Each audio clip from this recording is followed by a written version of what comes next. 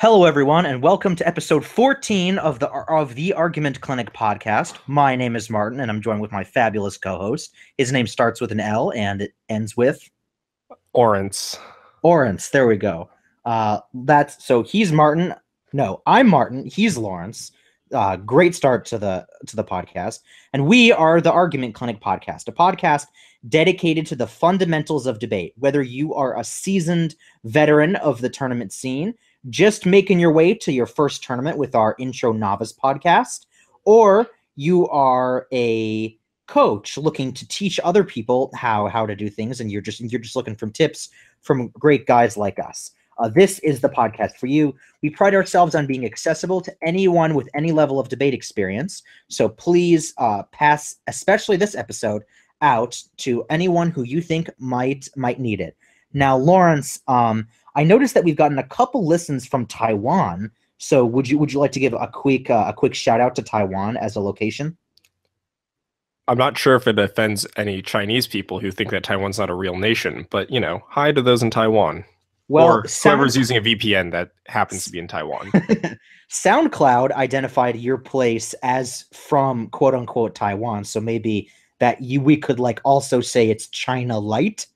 Depending on who's most likely to get offended. But whoever is on that island, or who was originally from that island when they made a SoundCloud account, definitely loves the Argument Clinic podcast. If you're from Taiwan, send an email to the Argument Clinic podcast at gmail.com and we'll shout you out on the podcast.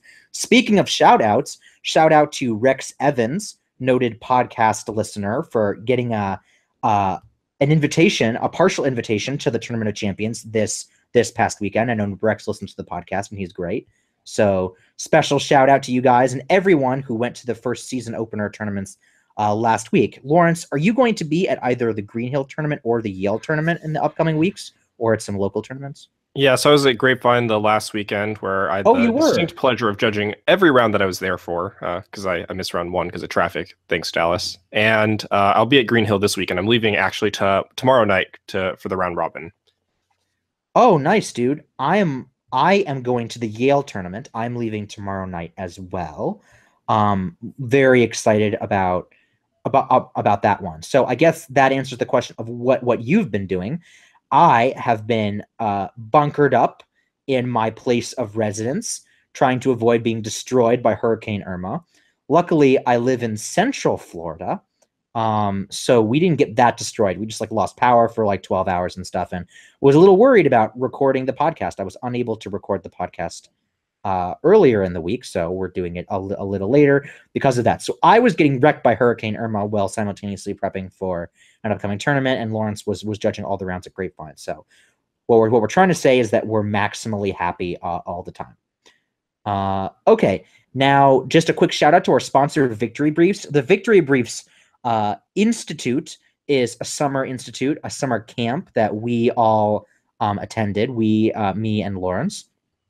And just found it to be a singularly great experience. Just really loved it. And the camp is great. It's filled with some of the best instructors in the business, and you should seriously consider looking ahead and booking that for next year. I know it's a long way away, but debate camp is a concentrated 2 or 3 weeks that can really positively enhance your life and make you so much better at debate in such a short amount of time. I know that Lawrence, VBI means a lot to you, not just you financially, but just well, not just financially, right? It's just also just a great place full of good people. Yeah, sure. Yeah, sure. All right. That's what they pay me to say, right? Ringing endorsement. But actually, Victory Briefs is great. They also have articles. I don't know, if they have any recent articles. Maybe you know that, Lawrence. Do they have any recent stuff coming up as far as articles are concerned? Not yet. Well, definitely check out their Facebook page too. Okay, so now on to business. First, I want to mention that we have a great special guest that we'll be introducing after the first break. But this is our first life cycle episode. So we've had scholarship episodes, we've had choreography episodes, we have another type of episode that I forget now. Do you remember what it was called? So I think nope. I think choreography was drills, and then scholarship was like learning things. I forget the other one. It's great. But this is a first life cycle episode, and in these types of episodes, we're going to be discussing not just what happens in an individual debate round with learning things and making arguments and stuff like that, but we're going to talk about things outside of a debate round. And this topic is great. This is a topic about tournament mindsets. Now, we've all been, or most of us have been, to some tournaments upcoming, and we are discussing on this podcast some healthy ways to approach thinking about the tournaments, both from an after the tournament perspective, before the tournaments, during the tournament, how it's best to think about things. How do you survive at tournaments?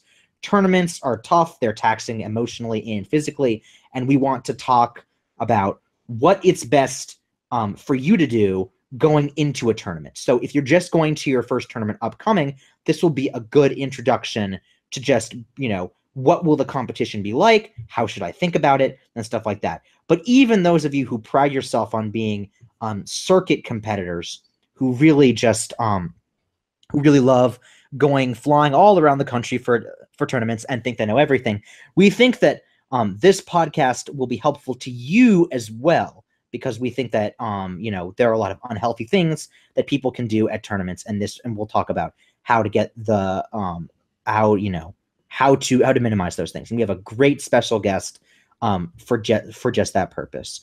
Lawrence, what was your first life cycle like? I think I'm still in it. Am I not? Yes. So how's it going? I mean, I'm currently doing a podcast. It's, some late hour at night when I should be doing homework. So, about as well as you'd expect. Late hour at night? Isn't it like 7 where you are? Yeah, but I'm tired. Is it like close to your bedtime, Lawrence? Well, no, it's just after this, 2-hour long podcast recording session and another, hour or two to edit it, then I have, an hour or two of homework. So, fun times. Yes, fun times. You heard it here first. Lawrence's life cycle, fun times. Okay, when we get back from the break, we'll introduce you to our first great guest, and we'll go right into our first topic.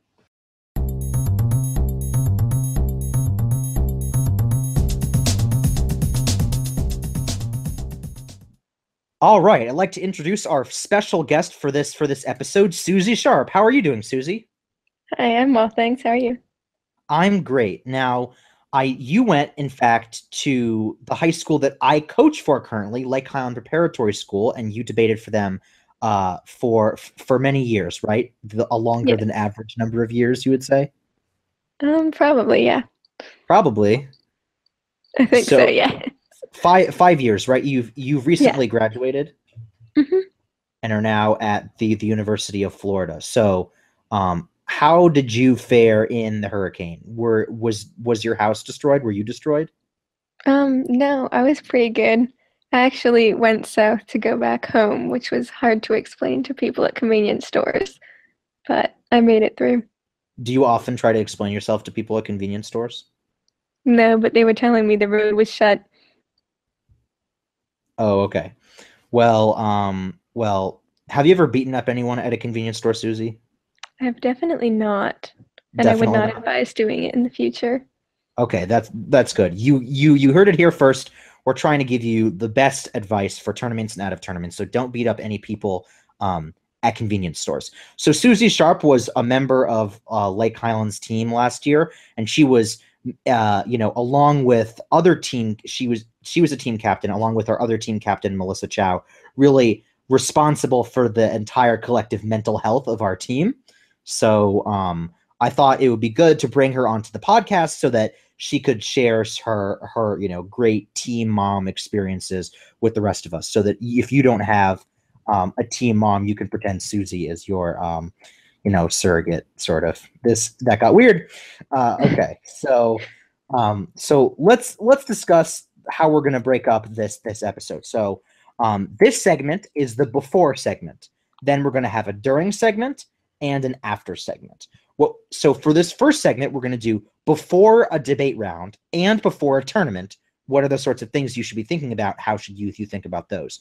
Middle one's going to be during the round, during a tournament, and then after the round after the tournament. So it's going to be before, during, and after is how we're going to break this up. So so Suzie, let's talk about before a tournament. Let's pretend like it's your first tournament. Maybe our more experienced listeners won't empathize with this as much. But let's say you're going to a tournament. You don't know what you, the individual, are supposed to bring to a tournament. Now you know sort of that what debate tournaments are. You know you have to dress up and stuff like that. But what additional things beyond obviously your cases, your preparation, a device, like what should you bring to a tournament so that you can do stuff in the middle of tournaments, etc.? Well, sometimes a lot of local tournaments tend to run late, so I definitely recommend bringing something to entertain yourself.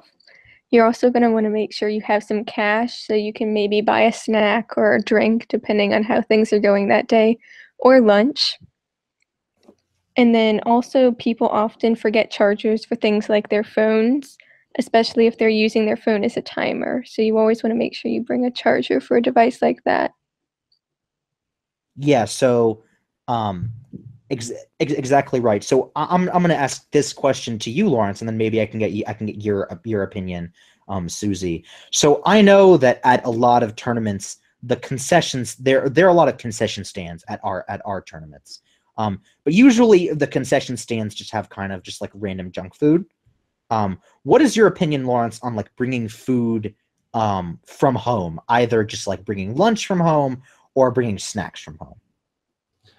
I never did, most likely just due to sheer laziness and a lack of, ability to like look into the future.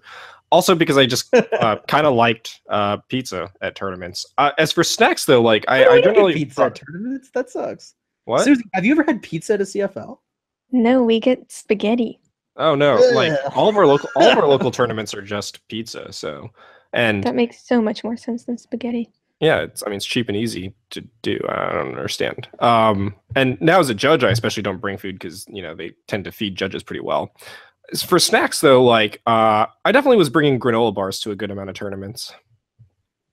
Yeah, I just like paid money for potato chips, but anyone who's seen me in person, that will not surprise them.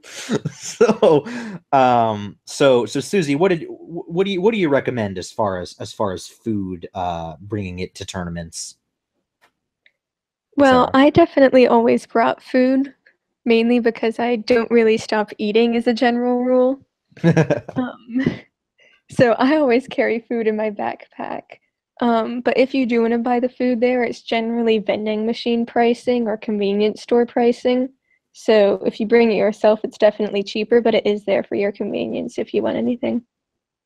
Okay, so that's one thing to do before a tournament. So obviously you want to prepare for the tournament. Like let's leave the subject of food. I know that'll be traumatizing for you, Suzie. Yes, it's very rough. Yeah. Let's leave the subject of food for a second. So you're preparing for a tournament. And we've just talked about some stuff that you might want to bring with you to a tournament.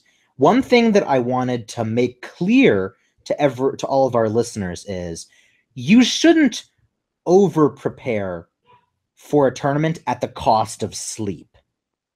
Sleep is super important, especially if you I think even among the more experienced competitors don't understand how important sleep is. You may be tempted to sort of cram the night of the tournament and kind of like see to make sure you have pieces of evidence to answer every single thing that your opponent could say, and like do tons of research and touch up your cases. Try and before a tournament, get that stuff out of the way ahead of time so that you can get a good night's sleep. Lawrence, have you ever not had a good night's sleep, or have you ever had a good night's sleep? Answer either of those questions. Not in recent memory have I had a good night's sleep, but that's mostly because I'm still recovering from like the lack of sleep I had at Grapevine. Yeah, see, and Lawrence wasn't even competing at Grapevine. We judges can get away with less sleep for sure than competitors. So, Suzie, have you ever gotten a good night's sleep? I've seen you sleep a lot. Yes, I definitely sleep during tournaments, and How I sleep how pretty well. how would you rate your in-tournament sleeping experiences? Well, it depends. Sometimes I sleep outside on park benches, and that gets a pretty low rating. Don't do that, unless you really want to, but still don't do it. It sounds like a better idea than it is. It's bad. Um, okay, so make sure to get plenty of rest and make sure because you know having that extra piece of evidence is not going to be as good than being unable to deploy it because you can't think straight because you're super tired. And I know that it can be really easy to stress out, especially going into tournaments. Um, so if you're so sometimes you find it harder to get to sleep than the night before a tournament. So budget accordingly. Don't get like 3 hours of sleep before a tournament. You will be for sure way worse. So one thing that I hear people sometimes do, and I want to get your guys' opinions on this. What do you think of like I hear people being like, I would be okay with like this record. Um, and like kind of holding themselves to standards where they're like, look, if I don't get at least 2 wins, I'm gonna feel terrible about myself. So like my explicit goal for this tournament is 2 wins. And I can see that there's like pros and cons to that. I can see the pros being like, you kind of set yourself a, a determinate goal. Which and like I guess a lot of people think goal setting is sort of good in the abstract. But I also think that like a lot of the times people obsess over their individual records and that is kind of distracting and hurts them from doing the big picture. So what do you guys think as far as like setting up a goal ahead of a tournament for yourself? Like do you all, let's start with Lawrence. Do you all think that like that is a good thing to do, or do you think that we shouldn't do it? As a coach, I generally don't really care that much about people's records. Like, I just think debate's fun and educational, which is not really tied to competitive success. When I still debate myself, it's a little bit hard to avoid the sort of like, I want to go at least, 3-3 at a tournament or something like that. So I don't really know what to tell you about that sort of mindset other than like, in one role, I don't view it as particularly productive because I think it sort of makes debate less fun. But at the same time, I can see like even nowadays, well, like I'd feel really bad if I went like 0-6 at a tournament, for instance. Okay, and Suzie, what do you think? Yeah, well, I think there's other ways that are probably more productive in terms of setting goals, such as setting goals for maybe going for a different type of argument than you normally do, or achieving something specific in a debate that you know you normally don't do so well at, as opposed to just setting a goal as I need to have this many wins coming out of the tournament. Yeah, I think that's a pretty smart way of going about it because it kind of gets to the goal setting part, which is good and to some extent, unavoidable, but it, kind of gets away from the getting lost in a rat race. So I kind of wanted to talk about a piece of philosophy, and you can maybe use this in debates or not. There are a lot of philosophies that people use in debate that are like not super applicable to real life, if we're being honest. But one philosophy that I feel is less applicable to debate than it is to real life is Stoicism. People hear, that comes from the word stoic, and the word stoic, was kind of taken to be like emotionless. And basically, my thought is try not to feel responsible for things outside of your control. And that's a thing that you should have before a tournament. And we're going to transition now into before a debate. There is a certain degree of what people call in other card games variance. A certain degree of variance in that there's a certain degree of randomness to any tournament, right, Suzie? I mean, like you might just get a judge that's grasp of English is shaky, and you might not know it in advance. Or you might go to a tournament and like maybe the chili you ate the night before isn't agreeing with you. and like you get sick or something like that. And there are all sorts of things that are out of our control that we can't really fix. And one of the things that I like to sort of have people think about is try to actively avoid becoming emotional about things that you can't control. And I realize that's kind of a hard thing, and you kind of have to like habituate yourself to it, kind of have to get used to it yourself. But I do want to say that like try, especially before a tournament, especially before a debate round, not to get too obsessed with like the record, because it could be that you were 1-3, but like maybe one of those losses, and it's not usually, and we'll talk about this later, it's not really useful usually to blame the judge for everything that happens in a round, but legitimately there are some losses that are outside of your control, and try not to beat yourself up too much for those. So Suzie, what I wanted to ask you about is like, what are some things maybe outside of your control that you might maybe recommend that people not feel super responsible? I mean, like I already mentioned record, but is there anything else that you would think would be good for people to not focus on too much?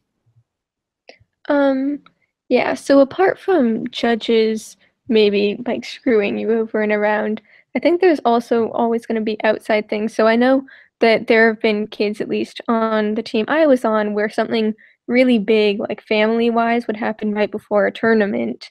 And then, of course, they'd be distracted over the course of the tournament and wouldn't be performing their best. And yet they still placed a lot of blame on themselves for not doing so well at that tournament. Okay, yeah. So personal issues for sure. Um, and Lawrence, any last things about sort of not just like being a stoic, but like anything that you recommend, like main takeaways from before a tournament?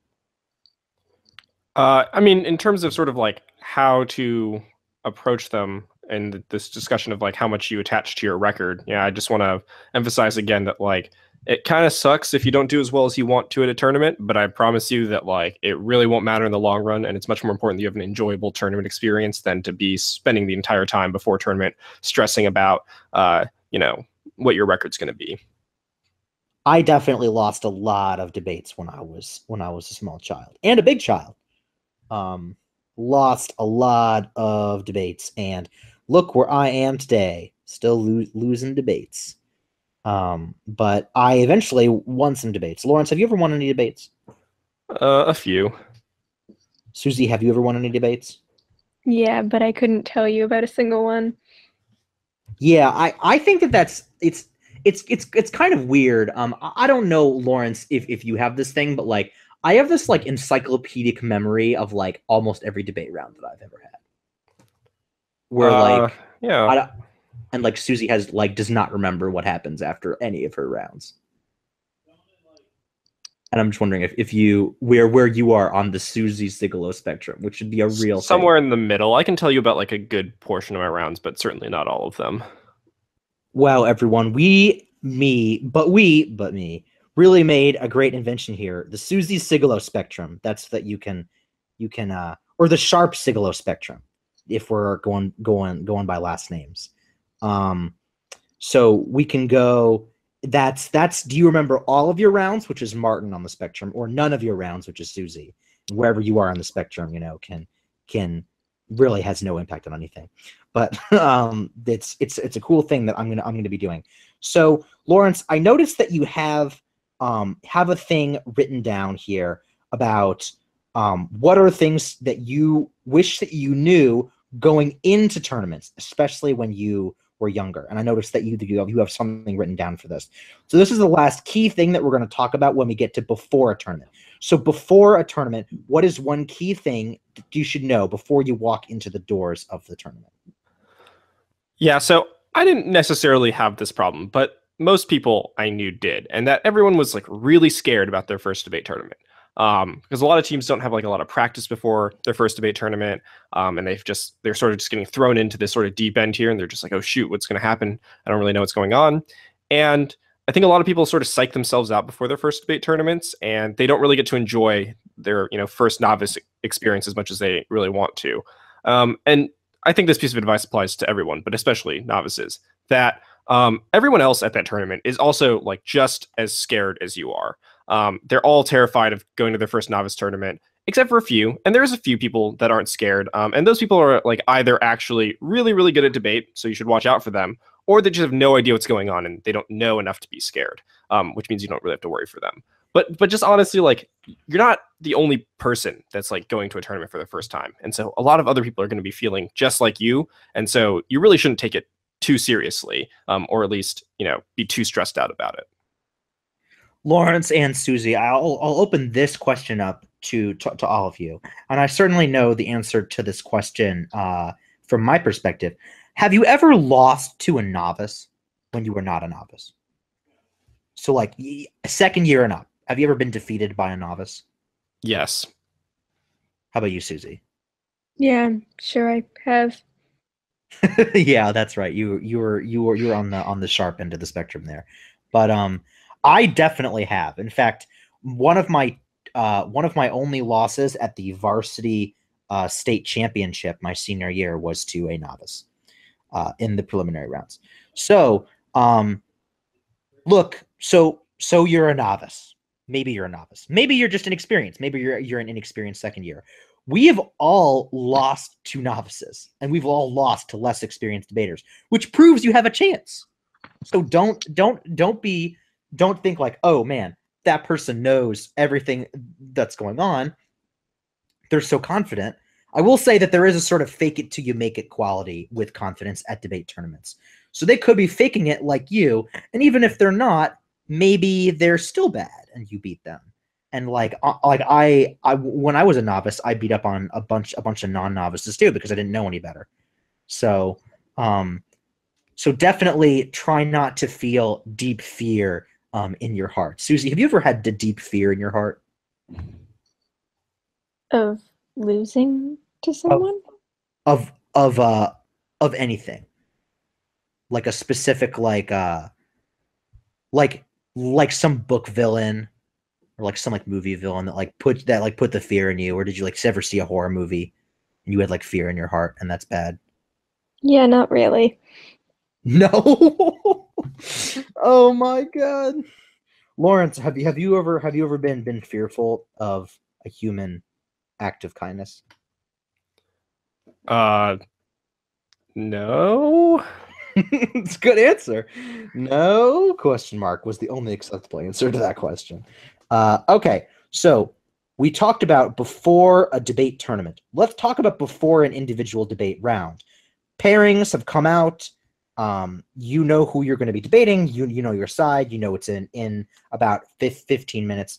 Suzie, what do you recommend people should do in that sort of intervening 15-minute period? I know I would always get like super restless as I'm waiting for the debate to start, especially if I'm flight B and that round might even happen in like 60 minutes or so.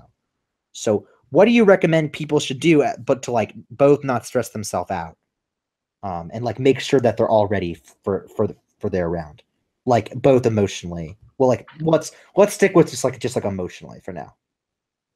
Yeah, well, talking to other people around you, whether they be teammates or just friends you've made on that circuit, or just anyone really who's around you before a round, can always be a good way to kind of just get your mind off of it for a short while, or talk through anything you're concerned about going into that round.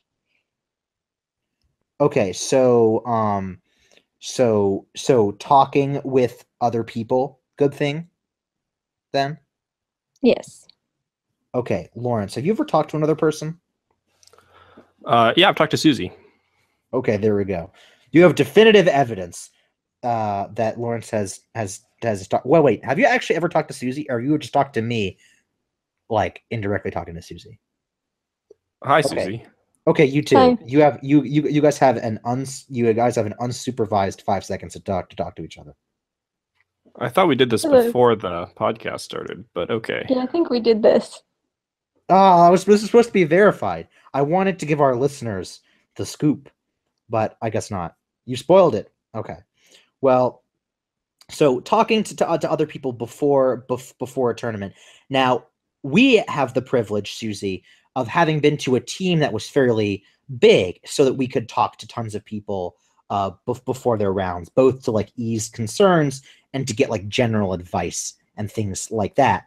What if you don't have a big team to do that with? Maybe, I don't know how big your team was, Lawrence, but like what do you recommend that people do if they want to talk to someone that maybe like isn't on their team?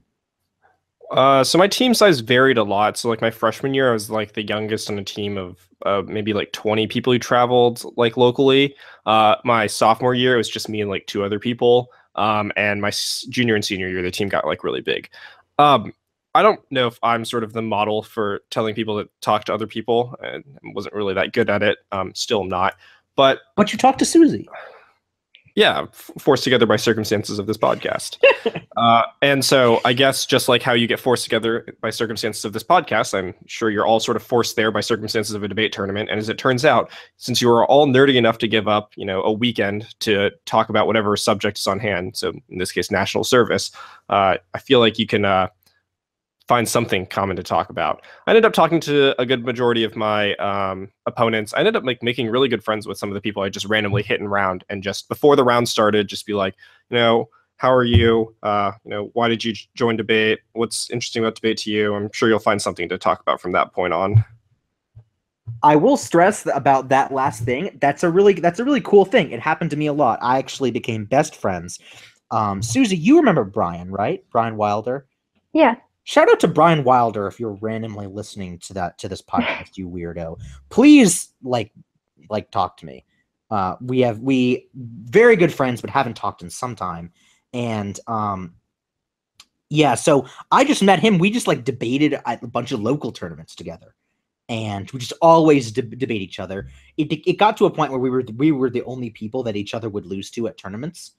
But we just I taught him some card games that we'd play in between rounds. We became the best of friends. So really, you can make great friends with your opponents. I will say that if you're trying to make small talk with your opponents before rounds, one thing that I'll mention before asking Suzie the same question was, try not to ask questions that are clearly offensive questions, in the sense that I'm gonna be like, oh, so are you a new debater? So you're bad, right? Don't, not just because it makes it awkward, but it's also very mean to try to put people on the spot. Try and be nice in terms of how you ask questions, and don't assume the worst of them. Now, Suzie, you've talked to your opponents before rounds, right? Yeah. So what are some general tips for doing that? Well, a lot of the time people would just talk about where they're from, even if it's just a local tournament. They just talk about where they're from, their school, their friends, what they'd be doing if they weren't stuck at the debate tournament, wearing uncomfortable clothing and eating unfortunate foods. Unfortunate foods. That's a great turn of phrase. You know what else is a great turn of phrase? Turn of phrase. Turn of phrase is a great turn of phrase. On the turn of phrase scale, Lawrence, how would you rate turn of phrase? Pie. All right. Don't pie the number or pie the pastry?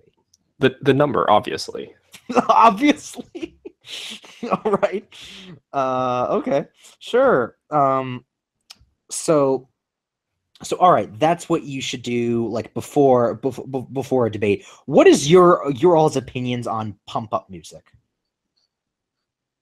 So I listen to some songs before tournaments a bunch, and I listen to some songs before rounds. I would just pop in my earbuds and listen to the Kill Bill theme song on loop or whatever. Or I'll Make a Man Out of You from Mulan, just motivational tunes. And I didn't always do it, and I'm sort of mixed on how they turned out. So what are your all's opinions on the tunes and pump up music? Because I know some people swear by them. Let's start with Lawrence. So I like nowadays just mostly listen to podcasts before debate tournaments and stuff. Before rounds, I just generally like listen to some music, but not for like pump up, just to sort of drown out the outside noise so I can prep.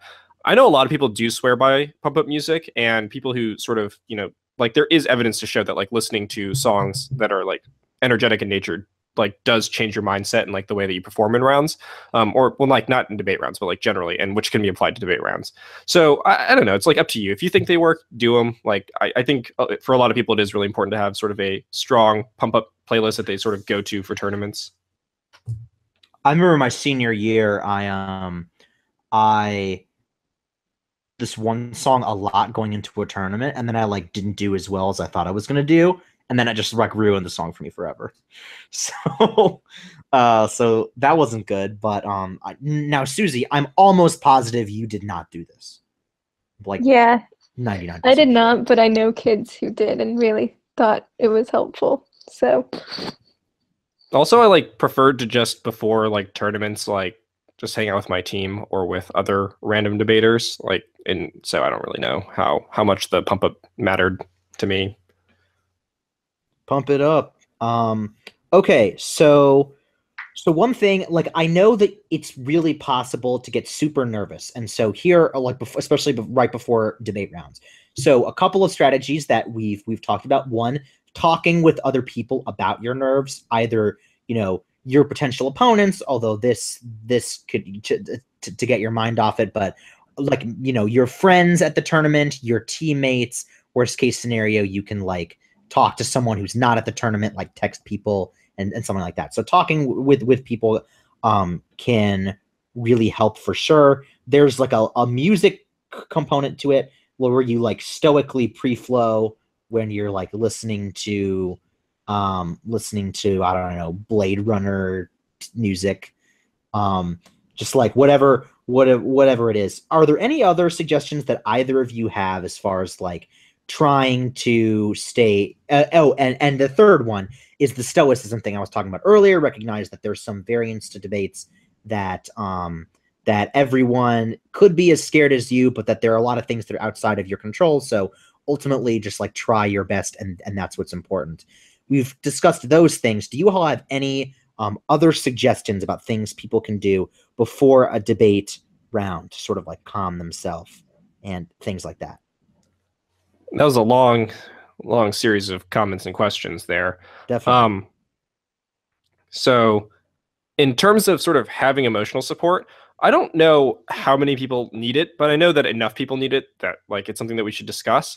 I didn't really ever really feel like I needed it. In fact, I spent the vast majority of high school tournaments just sort of wondering why people were crying over lost rounds, or like wondering why people cheered so loudly for rounds. I was just like, yeah, you didn't lose, or oh well, you lost. So I don't know. But for a lot of people, I think it is really important to have like a core group of friends, whether it be your teammates or other teammates, or a judge from a judge from your school that like is older but like wants to help out the team, or your coach, or someone somewhere that is invested in your success and cares about how you feel about debate, and make sure that debate is a fun and sort of healthy experience for you. And I think it's really important at some point in time throughout debate, sometime during your first or second year, to really find that sort of group of people that you can sort of rely on, or people that like you make friends with and graduate, and you can still text them during tournaments about how debate's going, but someone really to have for emotional support. And Suzie? Yeah, I agree, and I also don't think that person necessarily even has to understand debate.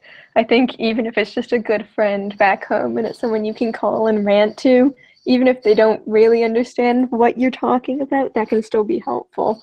And I also think, depending on where you are, sometimes just walking in between rounds, like on the way there, on the way back, and just taking that time to like be by yourself and think things through can help. Okay, so when we get back to our next segment, we'll talk right about what Suzie is talking about. So we're going to talk about during tournaments and during debates.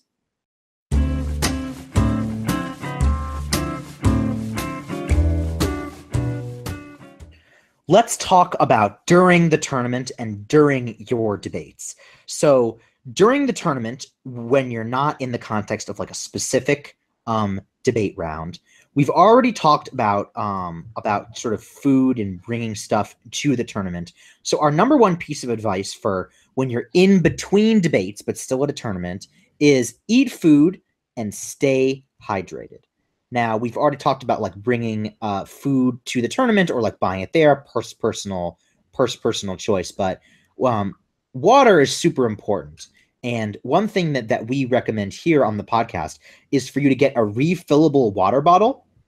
A lot of people have them these days, but make sure to bring one with you to the tournament. If you forget it, no big deal. You can always buy a water bottle at the tournament. But I know Suzie, that I went through like a bazillion water bottles every tournament. And having a refillable water bottle is really necessary. Staying hydrated is super important for rounds, right, Suzie? Yes. Did you have a refillable water bottle at tournaments? Yeah, so I'm pretty much chronically dehydrated, so I don't really drink too much, so I did not. You did not, but did you have to like buy water bottles at tournaments? No, but you should. No, but you should. Okay, so do as I say, not as I do, or do as Martin says, but Suzie doesn't. I don't know how that works. So Lawrence, how are you on the refillable water bottle thing? I keep on losing mine, so I just end up reverting to disposable ones purely because I'm irresponsible. I also lost a lot of mine. The only one that I have is one that I got from some random debate camp at the Tournament of Champions last year, and it's this like very flimsy green one, but I somehow have not managed to lose that one. So that's good. But yeah, so definitely want to stay hydrated at tournaments. You will speak worse if you don't have liquid sloshing around in the meat husk that is you. You will need it to talk good, etc. So eat food, stay hydrated. Do not starve yourself going into tournaments. I know some people that like go to tournaments and they're like, I'm not going to eat anything. You will be worse by the end of it for sure. Eat, drink, really try and be good. I will say though, don't eat a lot right ahead of a debate. One of the worst debates I've had in my entire life was actually my senior year, and it was because I went to the Green Hill tournament and they have free food, and I ate way too much, and then a round came out, and I was just like not thinking, because your mind does spend energy digesting your food. So if you eat a lot ahead of a round, if you eat a small amount, that's totally fine. And in fact, you should do that. But if you eat a huge amount and then go debate, bad. Do not do that. I can personally say that's a really bad thing. Okay, so that was eat food, stay hydrated. Second piece of advice: meet people and talk to people. And you both have already talked about this already in our previous segment. Lawrence has talked about the importance of meeting people. I talked about developing debate friendship. During in between rounds can be a good time to go and make some new sort of debate friends. I know that I did that a lot. It can be a time to like really develop some relationship and to take your time off of things. Suzie, can you remember any like friendships that you've made, like using the word friendships loosely, like debate friendships that you've made with people that are not from like Highland at tournaments? Yeah. You want to elaborate on that a bit? Yeah. Well, I mean, I think because you're going to be going to tournaments, no matter what circuit it is, multiple times a year, you start to see a lot of familiar faces. And even throughout the years. So I think getting to know people can be useful because when you hit them later, it's fun to be able to know you're like hitting someone and know who they are and just have a fun round because you're already friends. And it's also just nice to be able to go to a tournament and see people you're already familiar with and get to do stuff with them. That's true. So having friends is good. Generally, but I definitely want to, I haven't actually thought about this in a while, but Lawrence, maybe you can attest to this. I know that debating people I was friends with was just way more enjoyable of an experience, even when they were better than me. Like it was just a lot more fun. I mean, like sometimes also like it risks, testing your friendship if you like crush one of them real badly and they take it personally. But I mean, them's the breaks. You basically didn't want to be debate friends with someone who, if they lost a round to you, would be very upset about it.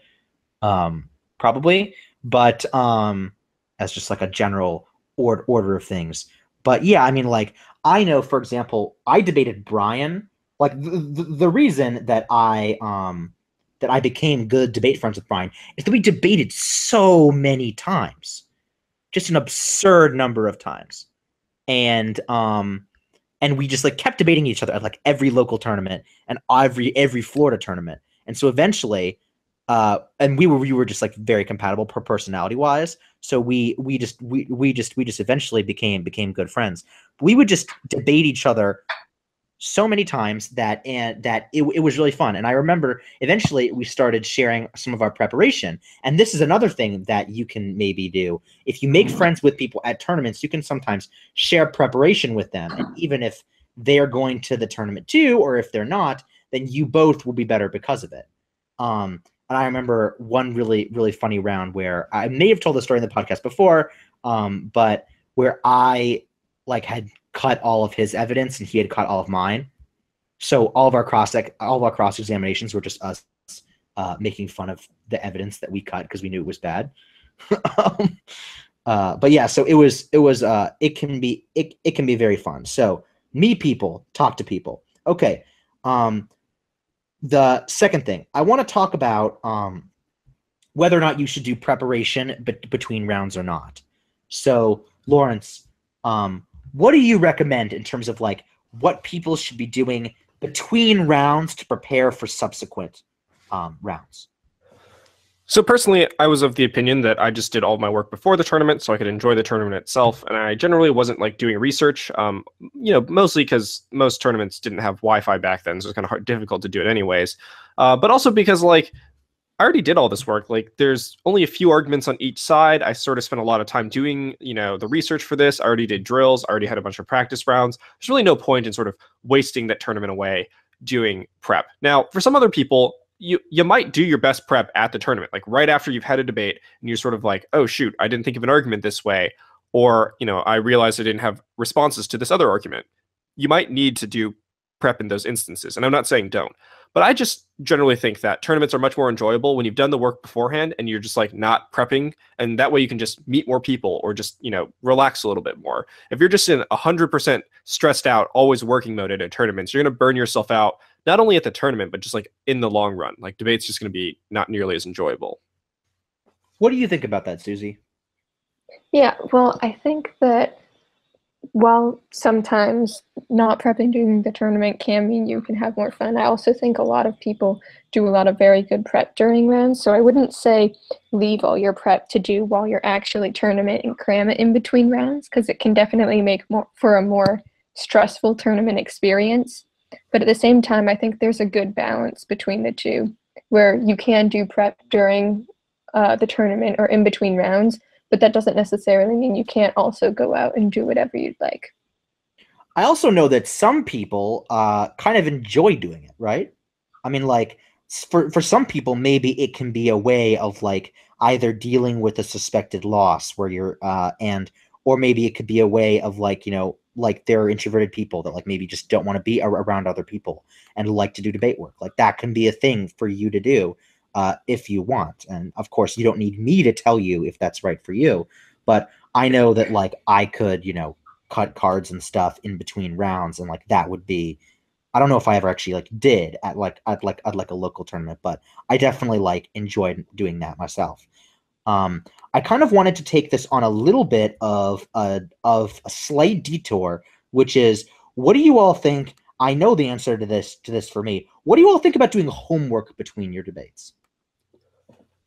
I mean, if Lawrence, you, yeah, I mean, like if you gotta, you gotta. I personally did not do very well with homework at tournaments, mostly because I went to public school in Oklahoma. It's not like we were particularly academically competitive.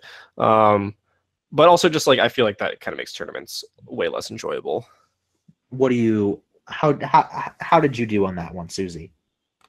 Yeah, so generally I also did not do homework in between rounds for sure. I typically left it towards the end of the tournament, so if it was a national tournament, the plane ride back, unless I was sleeping, in which I just cram it all in before I got to school the next day. So yeah, I want to echo what both Suzie and Lawrence have said. It's always a great idea going into a tournament to be like, yeah, I'm just going to do my homework between rounds. I have so much time. Just trust us. Like, it's so mentally annoying to do that, way more than you realize, because like you're focused on so much other stuff, and you're focused so much on the tournament. It can be really distracting. I know that, like, as Lawrence said, like, I was never able to really do good homework at tournaments. Like I would always tell myself, like, I'll just do calculus between rounds. Never happened.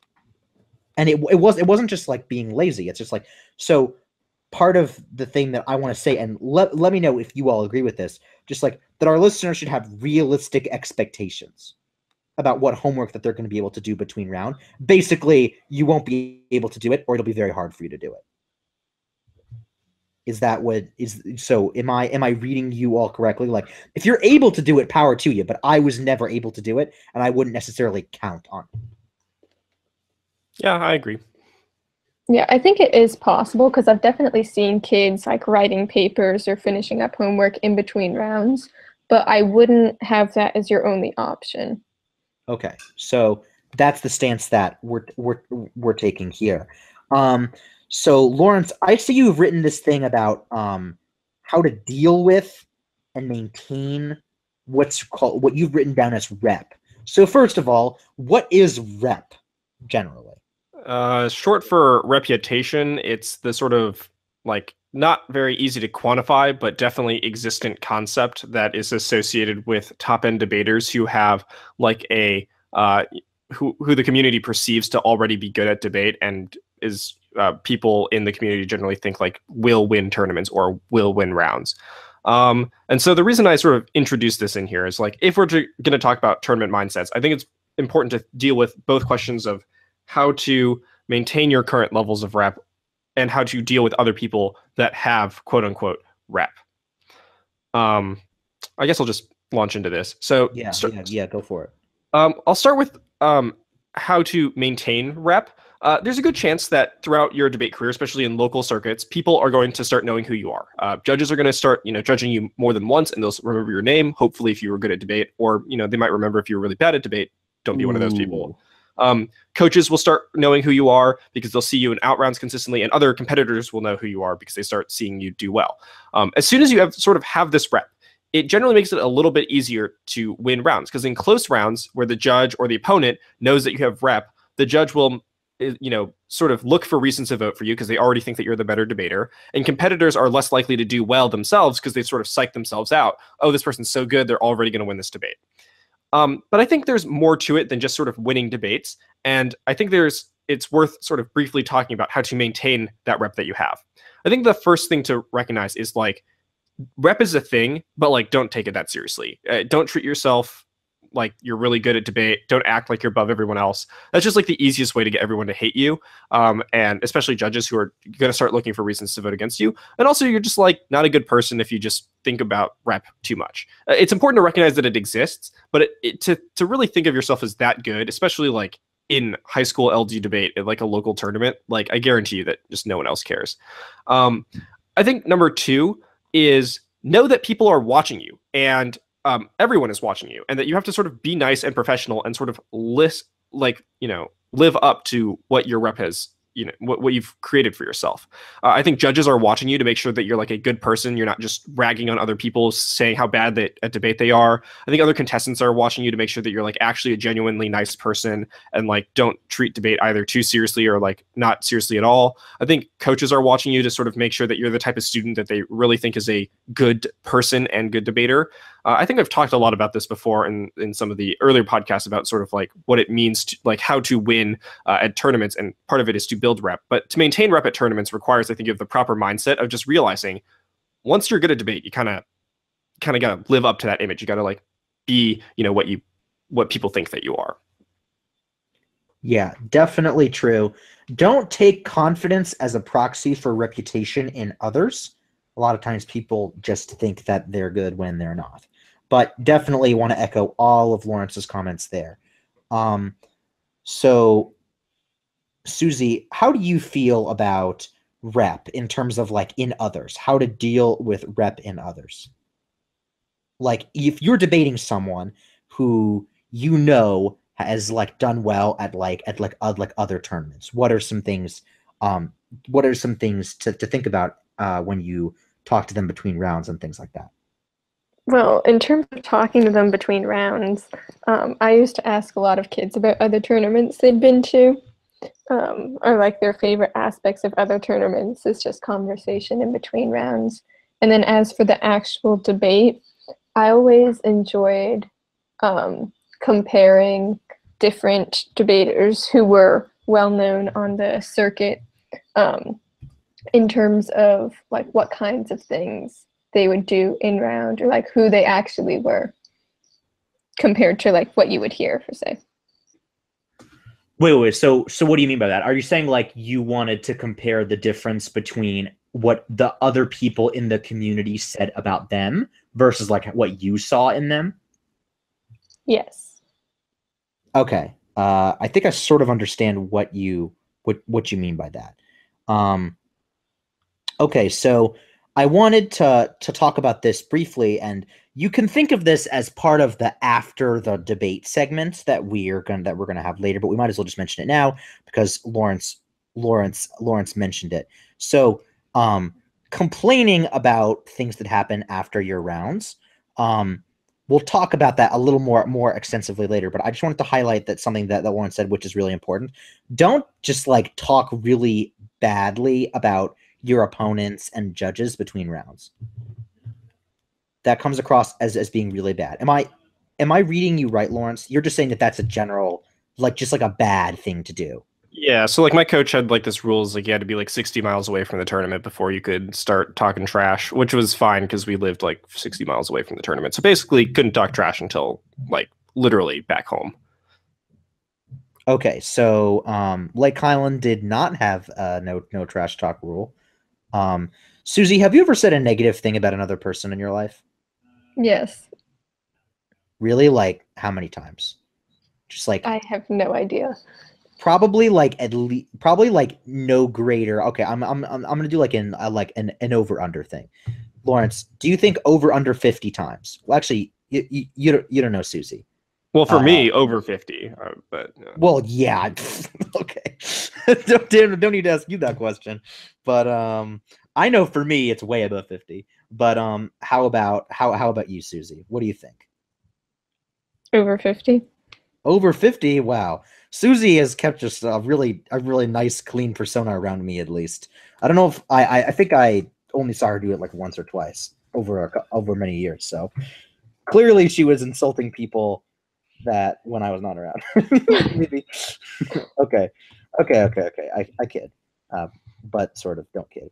Okay. Let's talk about during debates. So one thing that I want, so let's talk about sort of like proportionate skill level. Sometimes I see people go into debate rounds, and I was one of the people that sort of I did this at one point. And people go into debate rounds and they say, "Well, this person's really good that I'm debating, so I might as well just not try. I'm not going to win anyway." What do you so like one thing that I want to say, and I'll turn it over to Suzie and Melissa, but I want to make sure you all know my opinion about this, which is try and take each round seriously. Okay. You could still win, it's possible, but even if you don't, every round that you have is valuable as a learning experience, whether you win or you lose. But in order to do that, you need to take each round seriously. You don't treat yourself like you don't have a shot ever. Take every round seriously. Don't goof off, etc. Okay, so what do you all think about that? Do you all want to echo my comment or offer a dissenting opinion about taking each round seriously? Right. So I'll add on to that. Judges who are there at the tournament will fall into a few sort of mindset categories. Some of them are there because they sort of forced to. like maybe they're a varsity debater judging novice and they don't really want to be there. Some of them really do want to be there. They just really enjoy judging debates. They could be older parents who are just like very excited to, see what this debate that their child has been doing for all of these, all of these months or years or whatever. Some of them are coaches who are, either excited to judge rounds because it's their first time being let out of the tab room in like a year and a half. Some of them are just coaches who don't want to judge rounds because they've been here for a while.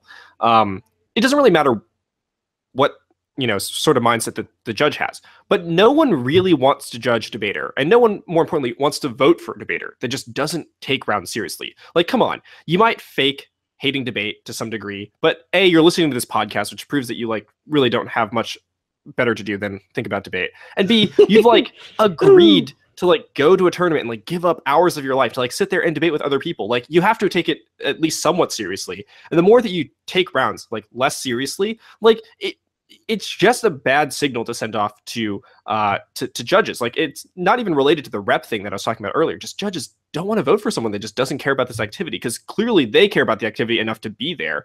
And if you're acting like you don't want to be there, or you're just not trying because you think you're going to lose or whatever, like, it's just not a good signal to send off. And then the second thing I'll quickly add is like, maybe if you go into the round with like, I'm just going to lose. That person's way better than me, blah, blah, blah, blah, blah. I guarantee you that as a judge, I generally don't really realize like how big of a skill differential there is, especially in local debates, until someone tries to make it obvious to me. Like, if you just debated at your best, maybe if they were really, really good, like if you were a novice and they were like a fourth year senior, I could tell the difference without having to try much.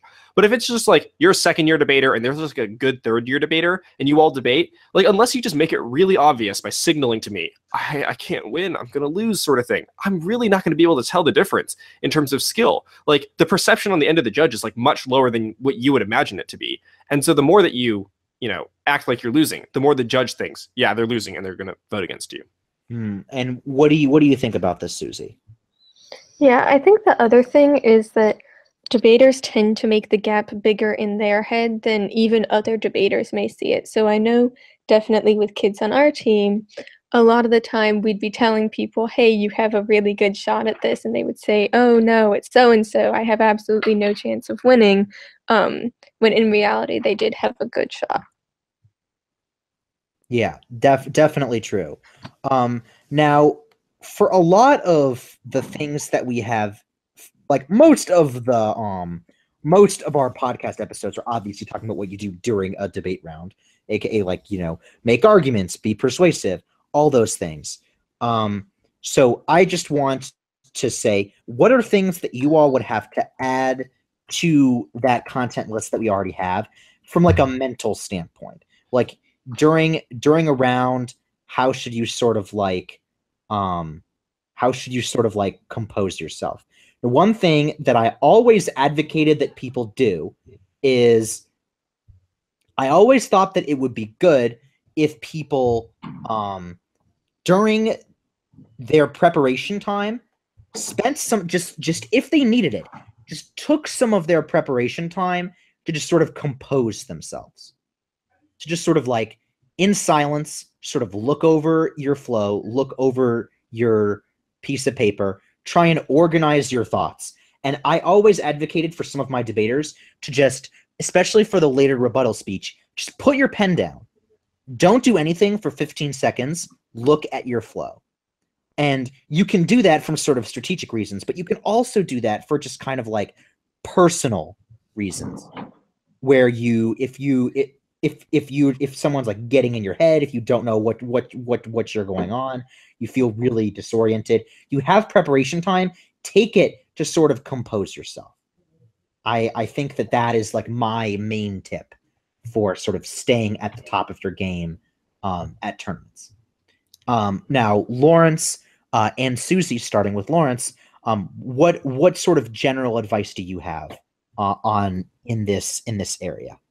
So I'll just contrast to what I said earlier about like taking each round seriously, and I'll just sort of jump on the other side of here, which is like, don't take rounds that seriously. Like, it's good to show judges that you care. It's good to show that you take this round seriously, and it's good to show that you like aren't going to throw the round because you think you're going to lose or because whatever, I don't really know. But at the same time, like, no one really wants to vote for the try hard. No one really wants to vote for the kid that just like makes it seem like their life depends on whether or not they whether or not they win in this debate. And so don't take each tournament or each round too seriously. Like, yeah, you should try, you should give it your best effort, but you shouldn't act like and losing this debate's the end of the world. You should treat it as what it is. It is a sort of fun place where you learn something and get to try out your skills as a debater and put to use all of that preparation that you've done before a tournament in sort of fun and engaging ways that gets adjudicated by a judge who renders a decision and gives you helpful feedback. That's really all it is. And so taking around, I think, too seriously, I think is also a bad tournament mindset. And I think that might be a problem for some of our listeners who, do listen to this podcast to try to improve a debate. And so maybe they take debate a little bit too seriously. But, I just got to say, lighten up. Tournaments aren't really that fun if you take everything super seriously, especially if you take every single round super seriously. I want to echo that and add in a little sub-theme to that, which is, part of the reason to not take rounds super, super seriously, and you should try as hard as you can in rounds, but realize that up to a certain point, you can't control the result. It's like I said, stoicism, so don't try not and become super, don't feel like that if you lose a debate, bad things will happen to your subconscious mind. Try not to engineer that situation. There's too many factors out of your control for that to be a good thing to do. Okay, so Suzie, what is one piece of during round sort of mental advice that you would give to people? Or multiple. Yeah. Well, I think for rounds that were particularly tough, or especially anything that was personally bad, that I was having a hard time distancing myself from. I know there were rounds where I would take the entirety of my prep to just stop thinking about the particular round and distract myself. And while strategically that's probably not the best thing to do, although I did end up winning, I think, all the rounds where I did that. But anyway, I for rounds that were particularly challenging for some reason or another, or it was becoming personal for some reason, I would just take the entire time to try and think about something else, or the real world, or the bigger picture, I guess.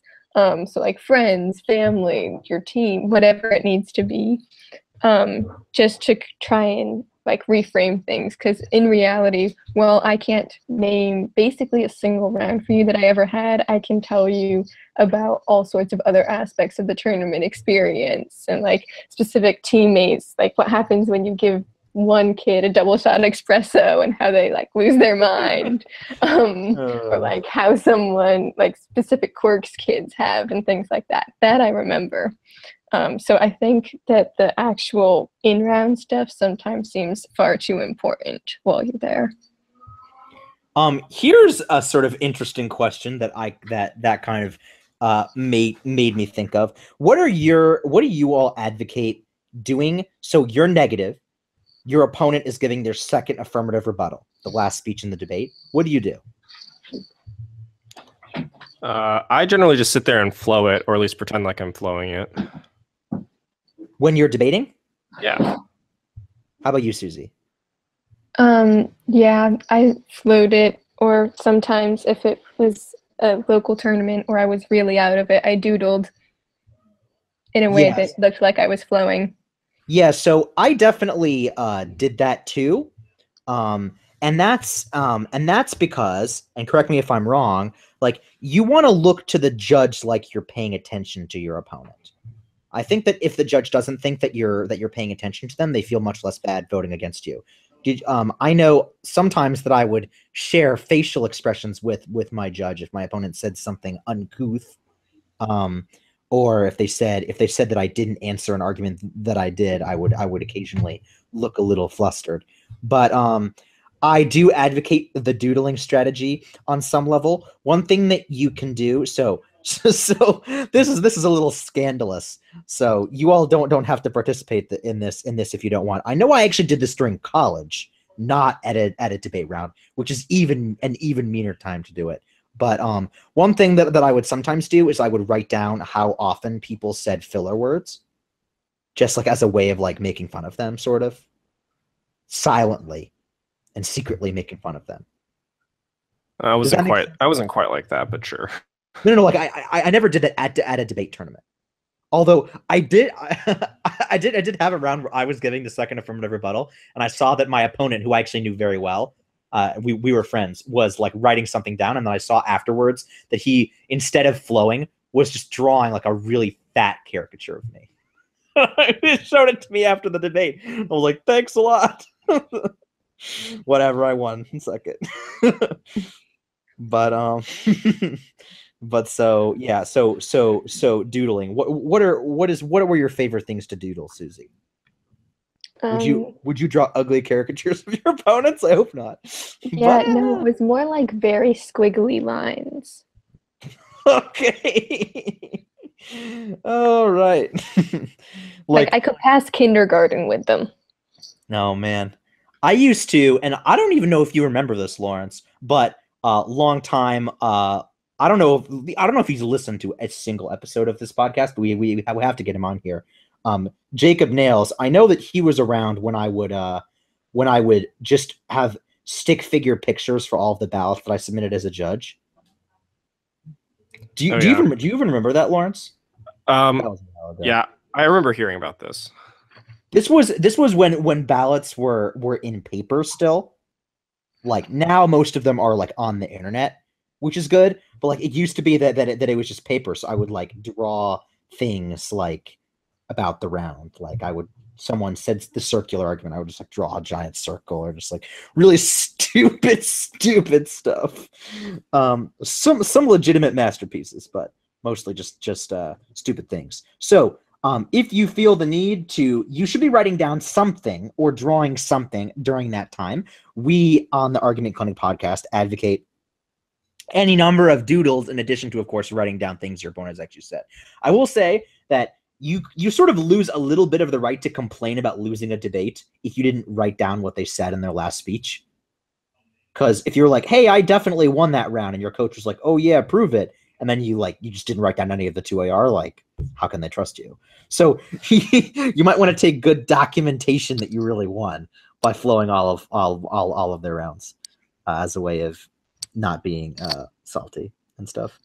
So and any other things to do to keep yourself sane, guys, or would you recommend we move on to our next topic?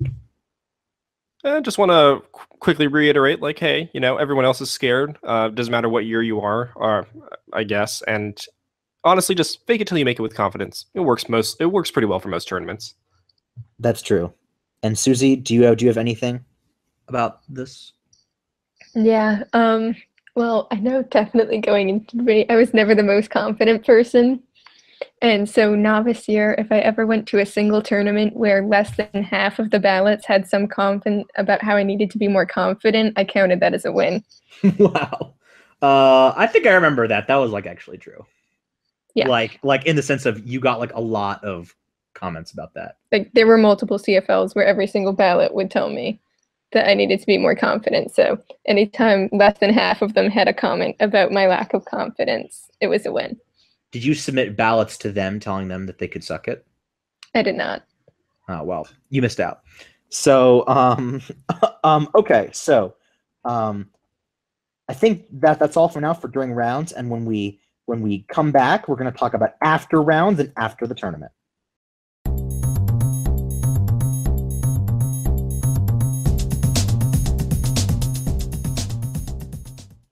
Last segment, after the tournament and after the round. Let's do the after the round stuff first.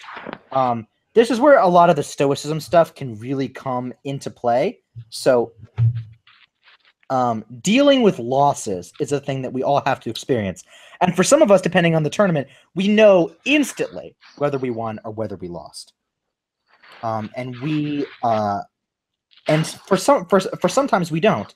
And one thing that I want to talk about dealing with losses is one really unhealthy thing that you can do. So let's be real for a second, Lawrence. Have you ever like lost a debate that you really thought that you won? You were like really, really sure. Yeah. Well, how many, like, about how many of those would you think that there were? Not that many. I wasn't like losing that many by junior, senior year, but wow. I debated I like debated in Oklahoma, like whatnot, and like the rounds that I did lose, I was just like, yeah, I definitely lost that round, sort of thing. So the answer is no because it didn't lose rounds. That's great. But like if I did lose, I was like, yeah, I definitely lost, right? So like maybe 4 or 5 rounds total, like junior, senior year, where I was like, oh, I definitely should not have lost that. All right, guys. Lawrence is a freaking champion. He's not the best person to ask this question to. But how about you, Suzie? Have you ever like been handed a loss in the debate and you were like, but I thought I won? Yeah. Would like 50 plus times. For me, it's got to be like 50 plus times that happened to me. Like, I just definitely thought that I lost when I, like, really thought I won. Or the opposite. What? Yeah, I was just, yeah, I was just saying, like, where I thought I won, but I didn't. It was, like, a lot of times, okay. Right? Yeah, so, one thing that I want to, like, really stress for all of you that are listening to this podcast is, it's really easy to blame things that are not yourself for losses. It's really, really easy. And for some people, it's so easy that it prevents them from improving at debate. And there are a lot of rounds that we lose, and we don't understand why we lost. Maybe the temptation is always to blame the judge. Almost always. I want to say that although a lot of times, or some of those times, it is legitimately the judge voted against you, a lot of times that is an issue on your end, and failure to recognize it as such will damage your prospects in debate in the long term. So the default should not be, I lost because the judge messed up. The default should be, I lost because I did not adapt to my judge, because I was not persuasive enough, because I didn't make as good arguments as I thought I did. And sometimes we think that our arguments are really good. Sometimes they're not really good, and you only discover that later. But it's important to correctly diagnose why we lose rounds after you get the ballots back at the end of the tournament, or even immediately afterwards. And one thing that can be really confusing about this, and I know that you all can back me up on this for sure, sometimes the reason that you lose a round is not what the judge tells you the reason is, right? So, like, for example, Suzie, have you ever gotten a ballot where someone voted against you because of a cross-ex exchange? Yes. Right. Like, I got so many of those, right? And have you ever gotten a ballot where you're like, where the decision just internally did not make any sense? Yes. And I know that that definitely happened to me a lot. And one easy thing to do in that circumstance is to be like, well, the judge had no idea what they were talking about. That's why I lost. A lot of times, those people, those judges, like, maybe they, like, there is a reason you lost, even if they cannot articulate what that reason is. Does that make sense? It's like, just sometimes, like, it could be that you just needed to be more persuasive. You need to talk about an issue for longer. Maybe they didn't write down anything on your side because they forgot what you said because you didn't talk about it for long enough. Maybe cross-ex is really important for inexperienced judges, which it is, and you should have known that going in, right? Like, there are a lot of these things that are under your control. Some of it is not. But when you lose debates, and this is really important, when you lose debates, and this, by the way, applies to everyone that I see, especially and even most acutely circuit debaters. You really need to not blame your losses on external forces. Again, sometimes they are external forces. The default should be that it is a thing that you can fix, that you can improve at debate, that hard work and like a bigger dedication, they can pay off. You want to take your debates and learn from them going into the future. It's really important to deal with losses. And Lawrence, Suzie, I know, and I'm just going to say this for me, and I want to hear your all's perspective on it. I know that for me, I learned way more from debates that I lost than debates that I won. Like, way, way more. I remember debates. It was very rare that I would win a debate and be like, oh, now I know how I'm going to get better at debate. But that would happen when I lost all the time. So, you know, And I know that like dealing with hard losses, losing to good people was the best way to improve at debate for me. What do you all think about that? Starting, I guess, with Lawrence. Yeah, so the worst losses I've ever taken were actually during my junior and senior year. Because like I knew that I'd lost, so it's not like I just didn't lose. It's just I knew that I lost. And so the biggest loss I ever took was in quarters of nationals my junior year, where I just got beaten to the floor real badly, and I was like, I have no idea what's going on. And that was just around that I like, I went in, I was like, yeah, I'm probably gonna lose. Bad mindset, shouldn't have done that.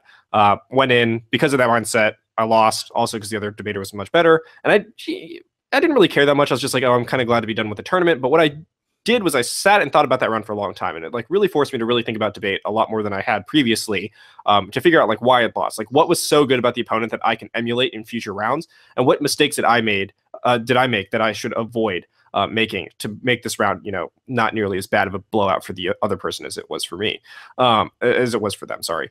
And that's like really what I did with those tournaments, with those sort of losses. And I took another loss my senior year at the Grapevine tournament, actually, where I was just like, I had no idea what was going on because it was an advanced circuit concept that I hadn't learned yet. And so I was just getting, smashed. But after that round, I just, actually looked up what this thing was, and I finally figured out, oh, wait, that's what topicality is? Okay, great.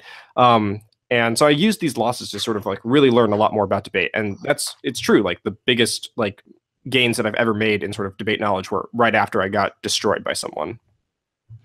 I think that's true for like almost every bit of like of quality wisdom that I learned at a tournament. I will learn from losses. Almost all of them. I have countless examples that I can maybe see if I can remember while Suzie is talking about it. What is your perspective on dealing with losses, both in terms of things that we've just said or just like in general, Suzie? Yeah. Well, I definitely think that at least on the circuit level, people definitely default to blaming the judge, which I didn't realize the extent to which we did that until one year when we were at camp, and I heard lots of kids blaming the judges for losses at the camp tournament. And I was thinking how, in terms of circuit debate, this has got to be like one of the best judge pools you could ever ask for. And yet people were complaining about getting screwed over by their judges all over the place. So at that point, I realized that we do kind of use blaming the judge as a crutch. So I think trying to avoid that definitely does lead to you rethinking strategies, which is probably one of the most beneficial ways to learn. Yeah, and look, you shouldn't beat yourself up to the extreme with this. If you lose, it doesn't mean that you were always horrible at debate. It doesn't mean that you're still horrible at debate. You treat them as learning experiences. Don't get hung up in your losses, and certainly don't treat them as like, emblematic for all time. I could think of some really awful rounds that I had where I lost, and honestly, like a lot of the rounds that you will hear from me are like, look, I lost this round. Here's what I learned. For example, just earlier on the podcast, I was telling you I ate a bunch of food before a round. I went into that round. I couldn't focus. I lost. Learning experience. Like, and there are a lot more. The key thing is to focus on, don't think I lost this round because I am bad. You need to instead think, I lost this round because of this thing that I did, this mindset that I need to have, etc., etc. So that's the important thing. The important thing is try to figure out why you lost. And I'm going to, talk to this. And I'm sure Suzie, maybe I would like to hear your perspective on this. And Lawrence, I don't know to the extent to which this affects you. One important thing, especially for less experienced debaters, but even with experienced debaters, talk to your coaches about your losses. Try and figure out with your coaches, with your friends, maybe why you lost. How you have the benefit of their interpretation ability, of their ability. So like you're like, I think I lost this round because my judge was stupid. And then your coach, if you have one, right, or some like good debate friends you have, can look at your bout and it's like, no, you just weren't persuasive enough. They didn't remember what you said. And you're like, oh, okay. Or they're like, you should have spent more time on cross-ex. Now it could be that your coach just looks at the ballot and is like, I could neither make heads nor tails of this. This is nonsense. I have no way of knowing this. And in that case, you can be like, phew, okay, maybe this wasn't in my control.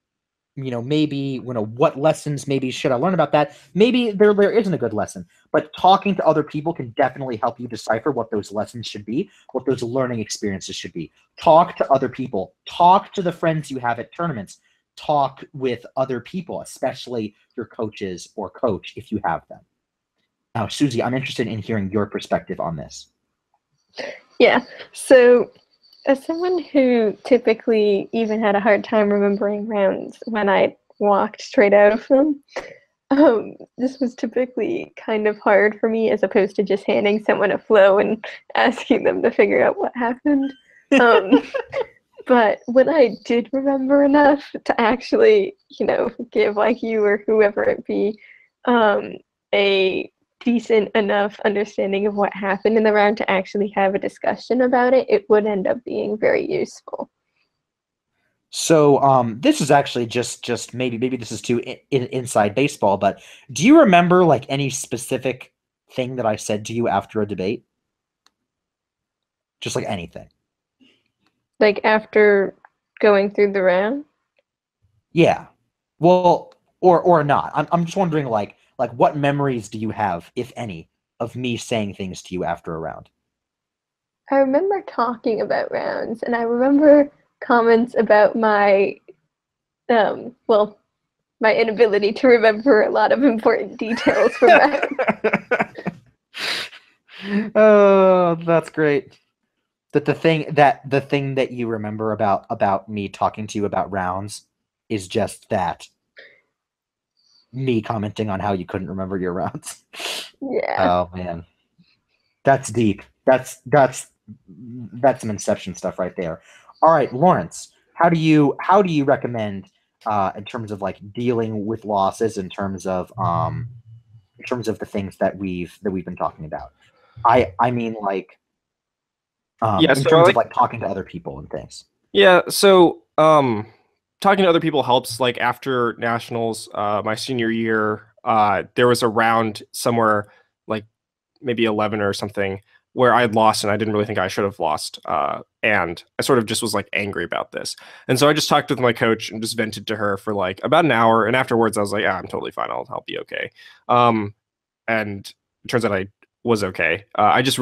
It just helped to have someone to sort of vent to, even if all they were saying was like, Lawrence, like, you know that you won. Like all you can do now is like pick yourself up and like continue on in this tournament.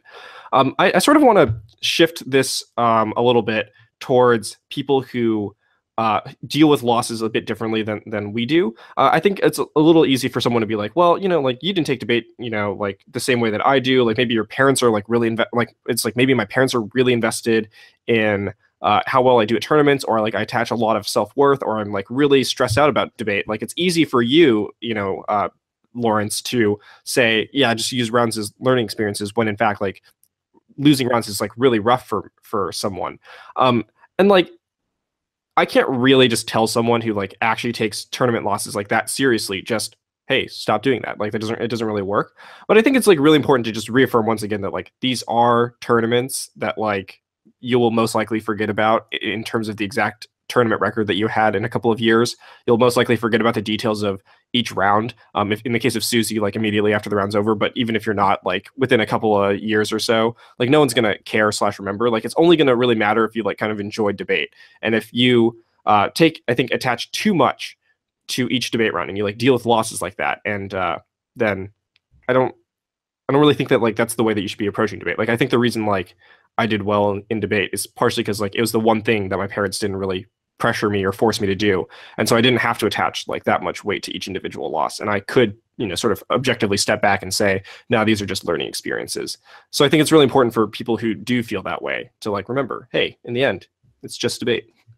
Yeah, I mean, Suzie, do you have anything to add with that about like trying not to take losses too hard? Yeah, I can think of kids who had a really hard time with losses because they would either need to justify to their parents as in terms of you should continue allowing me to participate in debate because I'm good at it. So they'd need a good record for that. Or they were afraid to go back home and their friends would ask them about it and they'd have to tell them a record that wasn't good. and things like that. But at the same time, while I understand those in terms of friends, I think also just being able to go back and tell your friends about something fun that happened at the tournament still works, even if you did have those specific losses at one particular tournament. And I think a lot of people also focus, like even if they do very well generally, if one particular tournament goes badly, it seems like a very big deal. They make a big deal out of it when in reality you can look at the rest of it comparatively and see that they're actually very good debaters, even if this one particular tournament didn't go as well as they would have liked. Yeah, like so after my sophomore year, so I had won state and I came back to the first local tournament as a junior and I went 2-2 at the tournament and didn't break. And I was like, oh, well, okay. And that was one of the sort of 5 losses that I didn't think was particularly justifiable, that I took during that tournament. But like in the end, no one really cared. I ended up like coming back and doing just fine. A few losses here and there. Like I wasn't super thrilled about not breaking at that tournament, but also I was just like, oh, okay, I got a little bit too cocky. I need to like tone it down. So I had, by the way, an almost identical experience, which was I went to a tournament at Apple Valley High School and won it my senior year. Big deal. By far the biggest, most success I've ever had at a debate tournament. It's sort of out of the blue. No one knew who I was. I did super well. I won the tournament. It was amazing.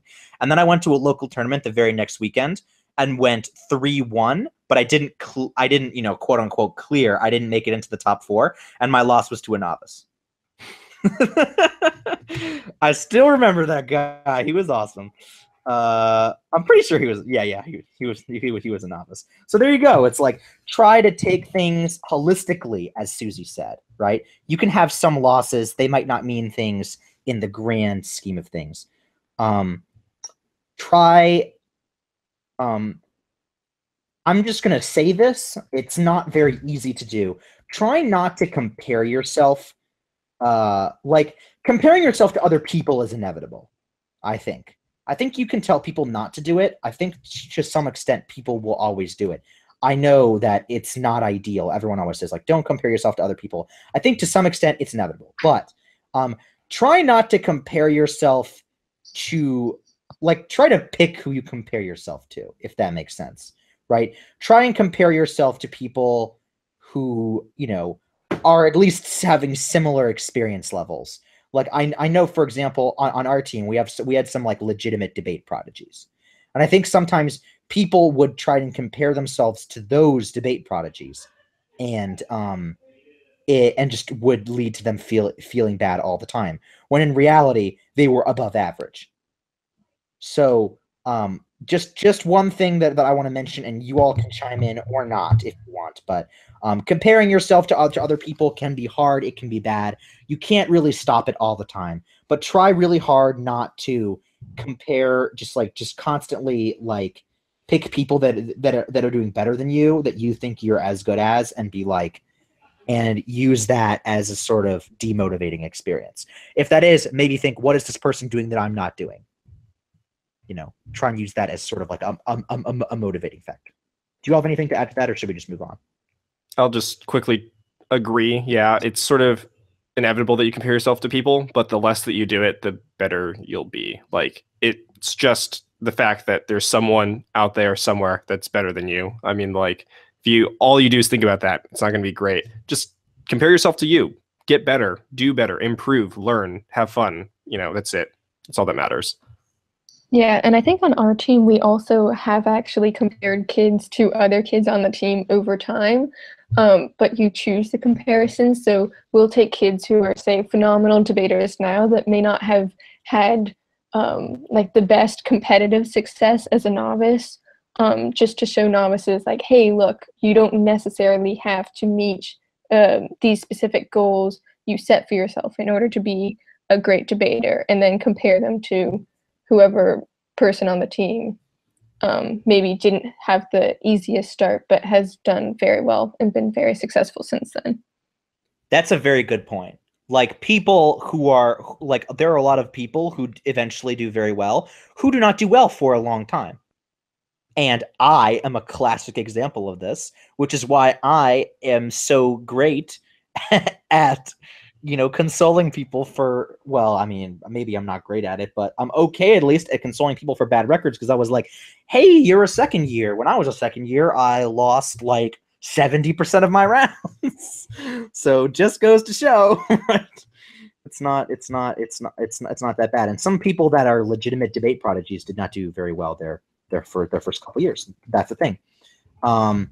But okay, so let's talking about dealing with wins. I know that a lot of people, when they win a debate, feel sort of like they don't have to learn anything from it. And I just want to mention just really quickly, it can be learning from debates that you win is really like, so it's not as emotionally painful, but it's really easy to get lazy if you're not trying to figure out why you want to debate. And it's also sometimes easy, and this is really bad, to misdiagnose why you win a debate, right?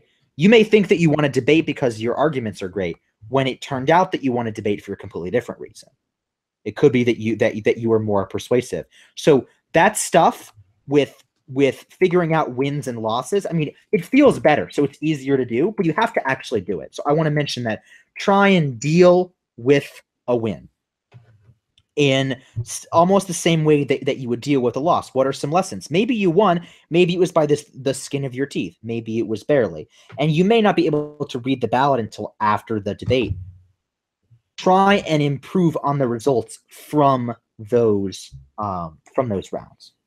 So what do you all think in terms of dealing with wins? I know for some people it was really easy to sort of blow off wins and be like, I should just focus on my losses. But a lot of times there's a lot that you can learn from wins. Figuring out why you want to debate can be very helpful. So Lawrence. Yeah. I don't know. Yeah. I generally didn't like take my wins super well. I was just like, oh yeah, I didn't lose, sort of thing. I'm not sure if that's the best thing, because like it's worth at some point celebrating a win. Like it does represent like a lot, like the culmination of like a lot of hard work, and it's like a good reward.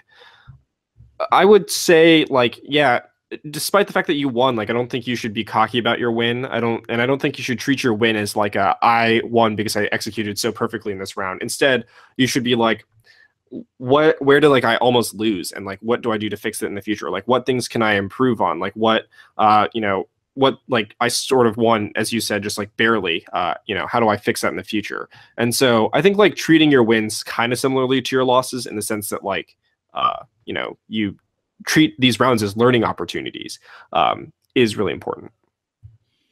Yeah. So Suzie, what do you have to say about dealing with wins? Yeah, so I used to like when judges would go through almost like different layers, or if I didn't vote on this, here's where I would have gone next, just because then I would know like, okay, I did win the first place the judge went to, but had I undercovered that or something, or like been behind there, and this other thing became important, I would have very easily lost, or this other layer would have taken precedence. Then here's what I would have needed to done there, or do there. Yeah. So I definitely agree with all the things that you all have just said. So I want to echo a point that I made earlier, which is it can really lead to bad habits to do a thing over again because you thought it was why you won when it wasn't. So it is very important that you be right about why you won and why you lost. You could think like, I lost because my evidence wasn't good enough. Cut a bunch of good evidence. Lose again. Be like, well, I guess my evidence still wasn't good enough. Maybe that's not the reason. Same thing. I think sometimes people like Lawrence, you know this all the time. And I know that Suzie, you've experienced this too. Especially, I mean, Suzie, you've dealt with a lot of novices in your day, right? It's like you talk to novices and they're like, I did this thing at one of my tournaments and I won the debate, so I'm just going to do it in all of my other rounds. And then you have to be like, no, that's a terrible idea. You won despite the fact that you did that, not because of the fact that you did that, right? You both, yeah. you both like obvious. I mean, like Lawrence, you've coached people, right? You know that that's a definite hard problem, especially with like inexperienced debaters. Yeah, that it is really annoying. Yeah. when they're and one thing is like, especially one thing that I see people do is they get attached to specific elements of preparation that they've done. So let's say they work really, and to an extent it's kind of natural. It's like you work really hard on this utilitarianism framework. You read it in a debate and you win, and you're like, okay, I'm just never going to not read this framework. It was so good. I worked really hard on it. I'm proud of it, and I won. I'll just keep reading this. And then you win some, you lose some, but you don't really think maybe this framework is the cause. And then you show someone at the end of the year and they're like, this framework is awful. You could be doing so much better with this. Hopefully they're a little nicer than I just was to my hypothetical student. I just told them that the prep was awful. I don't know about that. But yeah, so it's like, try and make sure you actually know whether or not you won, and don't get tied to things that worked sometimes but not others. As we all debate more, we develop a bigger sample size, aka we have more rounds to work with. We have a bigger understanding of holistically what works and doesn't work in debate.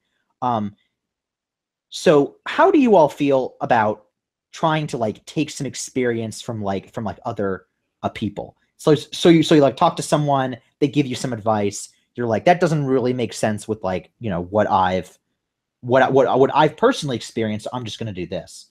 And Lawrence, I know you and I experienced this a lot in terms of especially second year debaters are notoriously bad for this. When you're like, I would do this, and they're like, yeah, okay, and then they don't do it, and then they lose, and they're like, why did I lose?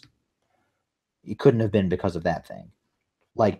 Do you see what I'm saying, Lawrence? Yeah, I mean, in fairness, I'm not so confident in my coaching that I attribute a loss due to not listening to my strategy to be solely as a result of not listening to the strategy beforehand.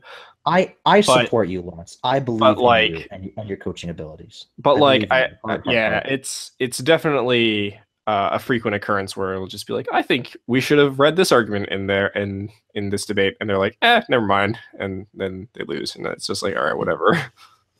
Yeah, I mean, to be fair, obviously to our kids, it's like maybe they probably lost for other reasons.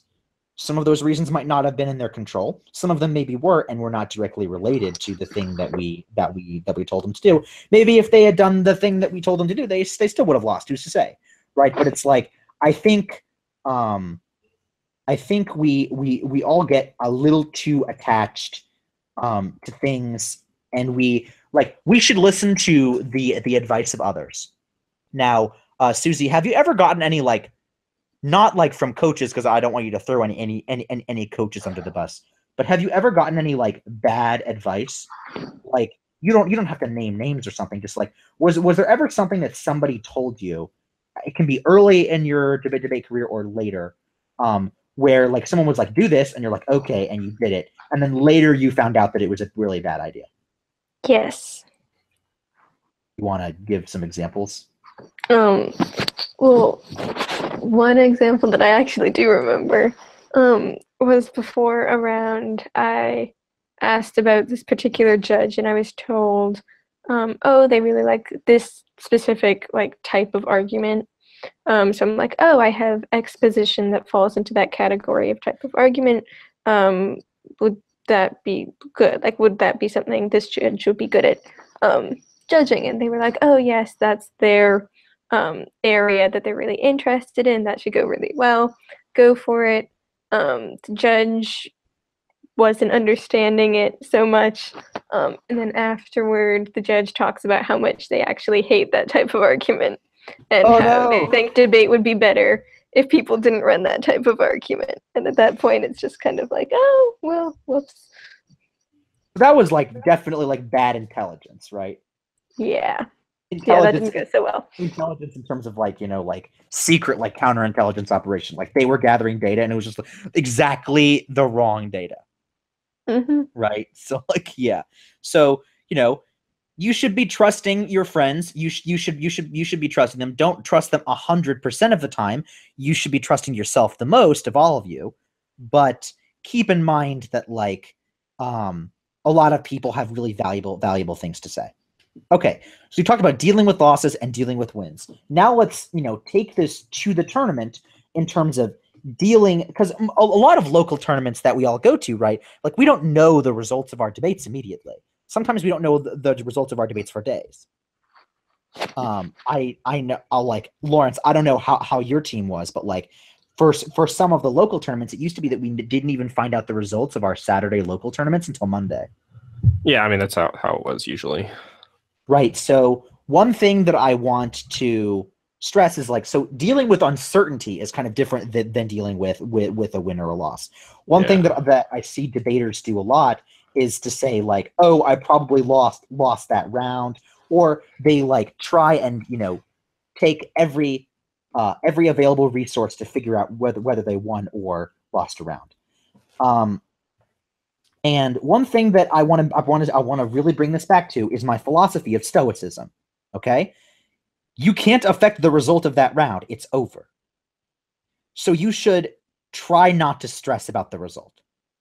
Stressing about the result can be unhealthy because you are putting emotional investment in something that you cannot control.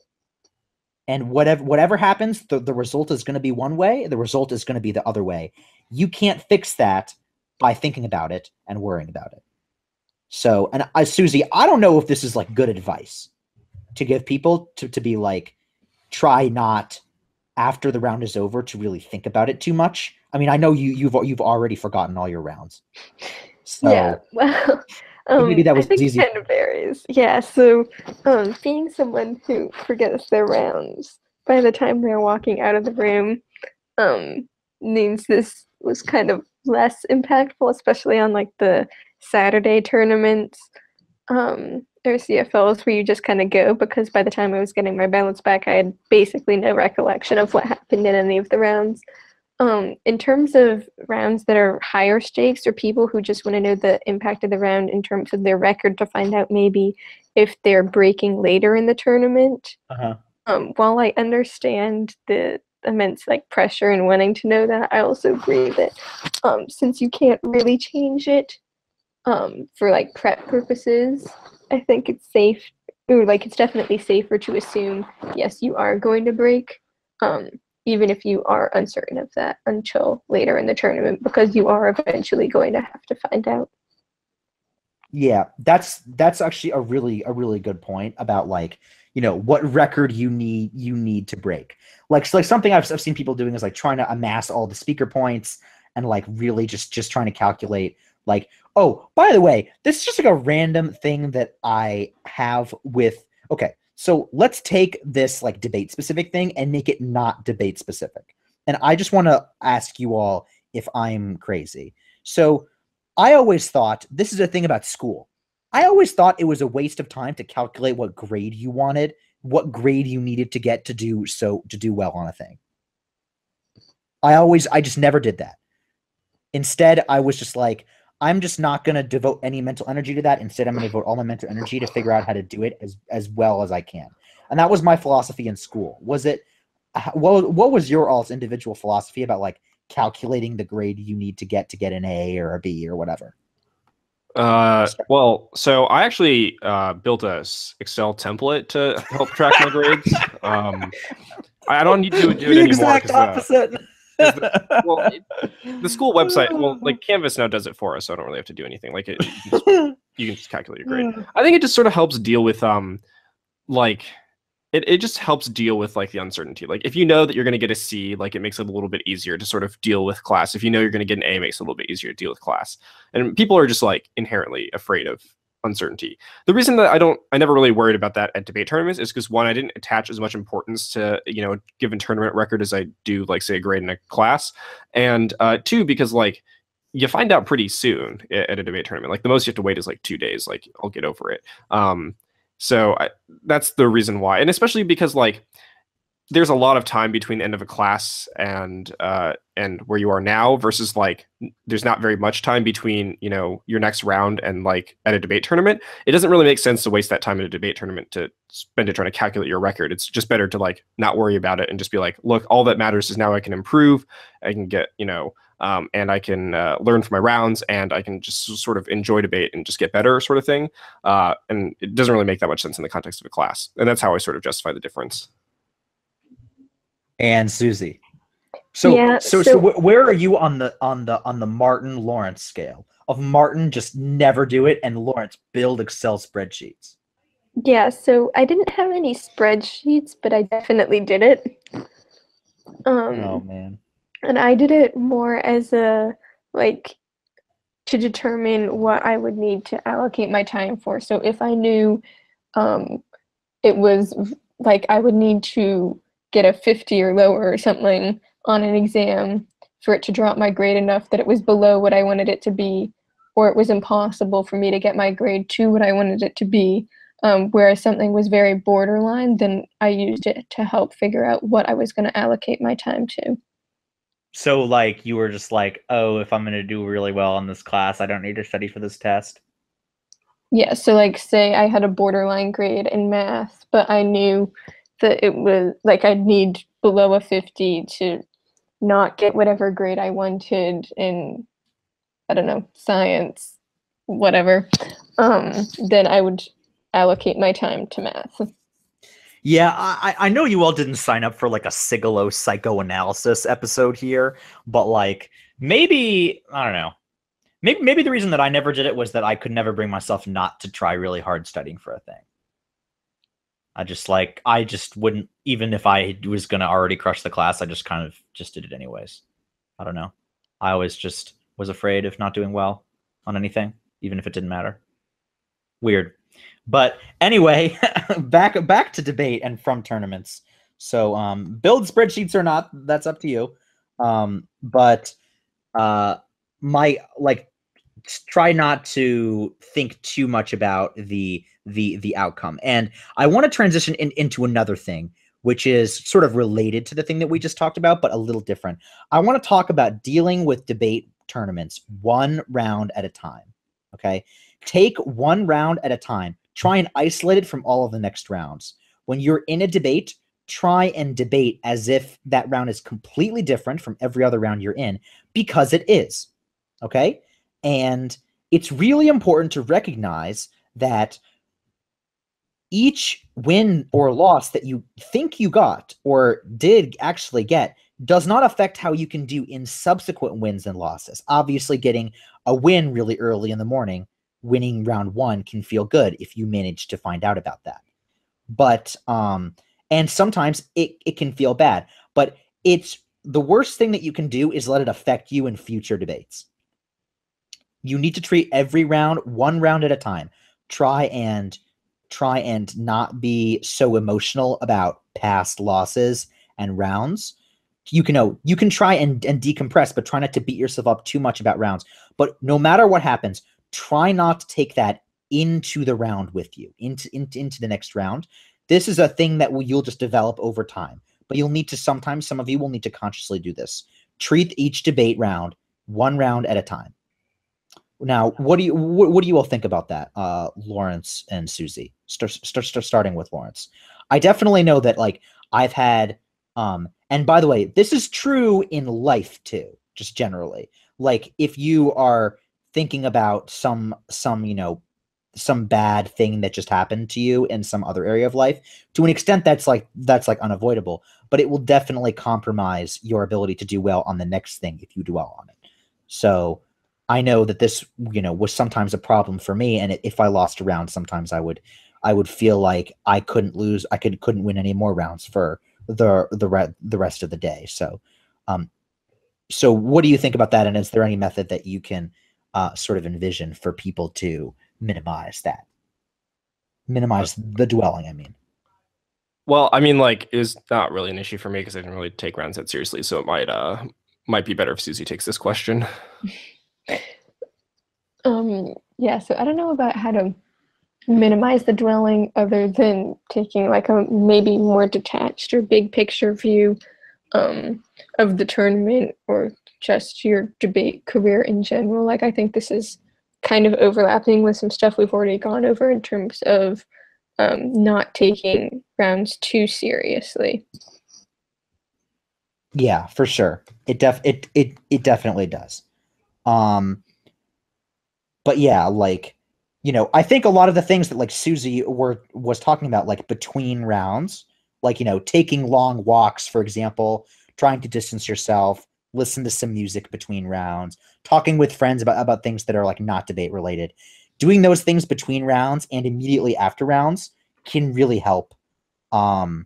Like, so that if you don't talk to anyone, don't listen to anything, if you're just thinking about that round, you might be thinking about it going into other tournaments. So it may be useful to like distract yourself about the possible conclusions to rounds by doing the things that we've already talked about. So okay, let's move on to talking about after tournaments writ large. So you're at home. Now, I know, by the way, you two, that whenever I got home from a debate tournament, no matter how small it was, I was like beat. I was like, oh my God, I just need to veg and not think about anything. Like it was always like an intellectually taxing experience. So like, don't feel like you shouldn't just chill after. I mean, you may have homework to do, of course, but like take some time to just like veg out. Like it's okay, you earned it. What do you all think about vegging out? And do it. Chilling. I was such like a useless sack when I got home from tournaments. How about you, Suzie? Yeah, I agree. I know at least on national tournaments, I'd often say like, "Oh, I'm gonna get this work done, or like X amount of work done before we leave, and then this other amount on the plane, and that way it'll be fine when we get back." And then after the tournament, I'd just be tired, or we'd do something, and then on the plane, I'd just sleep the entire time. And then after that, I'd be able to actually do work. But typically, until I actually just took a nap or went and just totally did something that didn't require mental effort, any schoolwork I attempted to do would basically need to be redone. Yeah, I was definitely like the day of. If it was just like a Saturday tournament and I went to it and I was normally like licked at the end of it, couldn't do anything other than eat pizza. And the next day I could maybe do something. I've produced some interesting essays on flights back from debate tournaments that were very sleep deprivation induced that I like really had to do.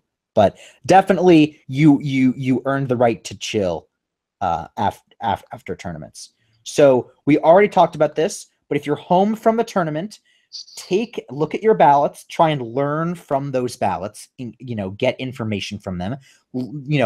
It may be helpful, by the way, to write down specific lessons in, the notes app on your phone or a piece of paper that you have in a binder or something like that. To just like keep track of lessons that you've learned from yourself, because it can be easy to forget lessons, especially going into a debate and you get kind of wrapped up. It's easy to forget stuff. So writing it down can really help. Correct your failures, learn from your successes. Okay, so that is this segment of the podcast, After the Tournament. When we conclude, we'll send off Suzie and have our mini debate.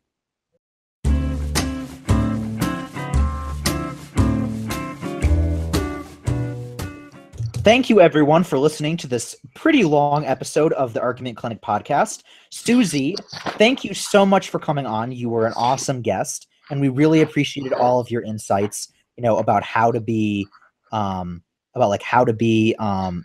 more mentally healthy at tournaments.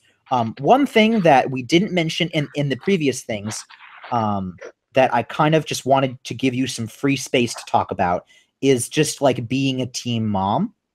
Just for like just a few minutes. If you had to give advice to someone who was trying to be that for somebody else, what are some pieces of advice? Because you were like, I know you wouldn't say this, or maybe you would, but you were just like an excellent, top-notch 10 out of 10, 11 out of 10 team mom. So like, what are some specific pieces of advice that you could give people looking to be emotionally supportive to other people at tournaments? Well, thank you. Well, I think a lot of it isn't necessarily emotionally supporting kids as it is spending time with them and like making sure everyone's fed and sticking together. And over time, kids kind of start to come to you as you spend time, or just talking about past experiences or helping them get a different outlook, because I think a lot of times kids get stuck in their own mind and have this very specific outlook on debate, or they'll see other kids on the team or on other teams and think, oh, I should be there. I'm not there. I shouldn't be here anymore. And I think sometimes just offering that outside perspective helps a lot, because it's very hard for kids to distance themselves from their own perspectives or comparisons that they're doing. And kids on debate trips generally don't take the best care of themselves because we aren't really sleeping, kids are skipping meals, and there's a lot of things to get lost in. So generally just make sure you/your team are eating food and getting reasonable amounts of sleep and are all there and not left on a plane somewhere. Yeah. Don't do that. Thank you, Suzie, and thank you for coming on the podcast. Although we'll still have you on the mini debates. Special shout out to Lawrence Zhao for sitting through a huge philosophy class today and sitting through a lot of just me talking at him for a while. Lawrence, how are you doing? Special shout out to you. I'll live. You'll live. I'll live has been called. Okay, so two things before we get to the only important segment of our podcast, the mini debate. One, thanks again to Victory Briefs for being the sponsor of the podcast. You are a great service, and we appreciate everything that you do for us, Victory Briefs. You all should therefore patronize their camp. They're the best. Two, listen to our past episodes, please. We have at 13 other episodes. A bunch of those are topic analysis, but with a lot of really useful general advice. If this is one of the episodes that you're listening to before, we have episodes on things like how to adapt to judges, doing evidence comparison, the social contract, just to name a few. So you should, being a novice even. So just go back and in the SoundCloud archives or on the podcast app on your phone, download some of those old episodes and listen to them. They're all still up and they'll always be there for you to listen to and to give to other people. So if you feel like there's a part of your game that's weak, then feel free to go and learn from past episodes about that stuff, or just listen to a lot of jokes that I tell. Okay, this podcast is already running long. Let's get to our mini debate. I think I picked this mini debate for some reason that I can't quite put my finger on. It's natural disasters. So I am. What do you all think would be a good topic for a mini debate? Like worst natural disaster, or it could be like worst natural disaster. Like it has to be something that we can like make arguments about. So it could be like, hurricane versus earthquake. Or something like that. What do you all think is wise? It could be like hurricane versus tornado. I'll take hurricane because I want to talk about hurricanes, but I'll let you all pick what natural disaster you want to say is worse than that. Shoot. Floods. Okay. Easy money. So I'll let you go first, Lawrence, or would you like me to go first with my hurricanes are worse than floods argument? I mean, like, you're obviously going to go for like hurricanes cause flooding. Got him. That's my first argument. But like I think like the worst natural disaster in history is just a flood on its own. I think it's like the China floods from 1931. Let me look this up real quick. Yeah, so the 1931 China floods killed like 1 million to 4 million people, which I think like is worse than like any hurricane or even like a significant amount of hurricanes. Just like, when was that? 1931 in China. 1931? Yeah, apparently. So and that wasn't caused in any way by a sort of monsoon event? I don't believe so. It's just called the China floods. The China floods? Yeah. Well, I'm going to go for at least in the United States, hurricanes usually cause floods. They're usually worse. They affect wider areas of people. Hurricane Katrina has caused tons of recurring damage and recurring problems in Louisiana, for example, and tons of other places. I have also experienced hurricanes personally, although they weren't like that bad. So Suzie, so I'm gonna say hurricanes. Lawrence is gonna say there was this flood. There was this. So do you have like general stuff about floods without doing research? Because I know that, like, you know, Hurricane Irma, for example, like hasn't killed a lot of people in the United States at least, but it's definitely like done damage and stuff.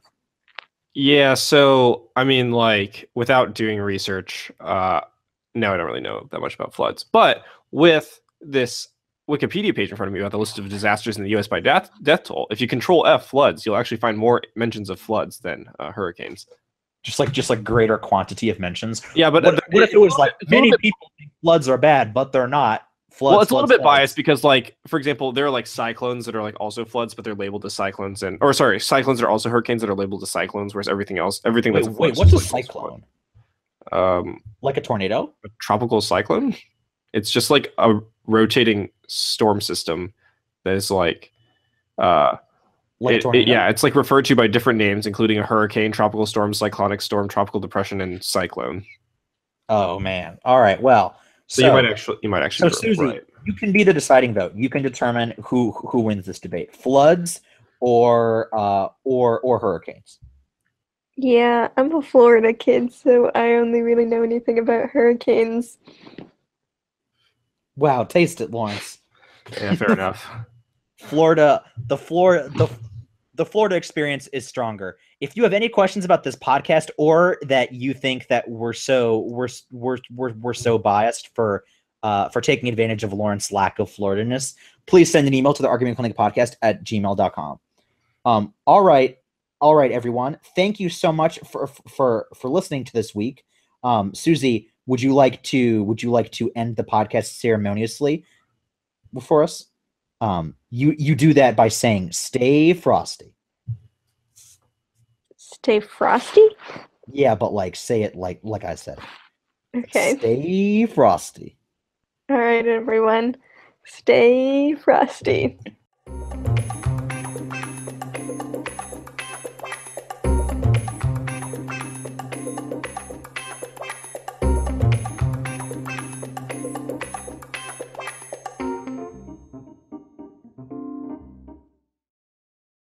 No, this isn't an argument. Yes, it is. No, it isn't. It's just contradiction. No, it isn't. Yes, it is. It is not.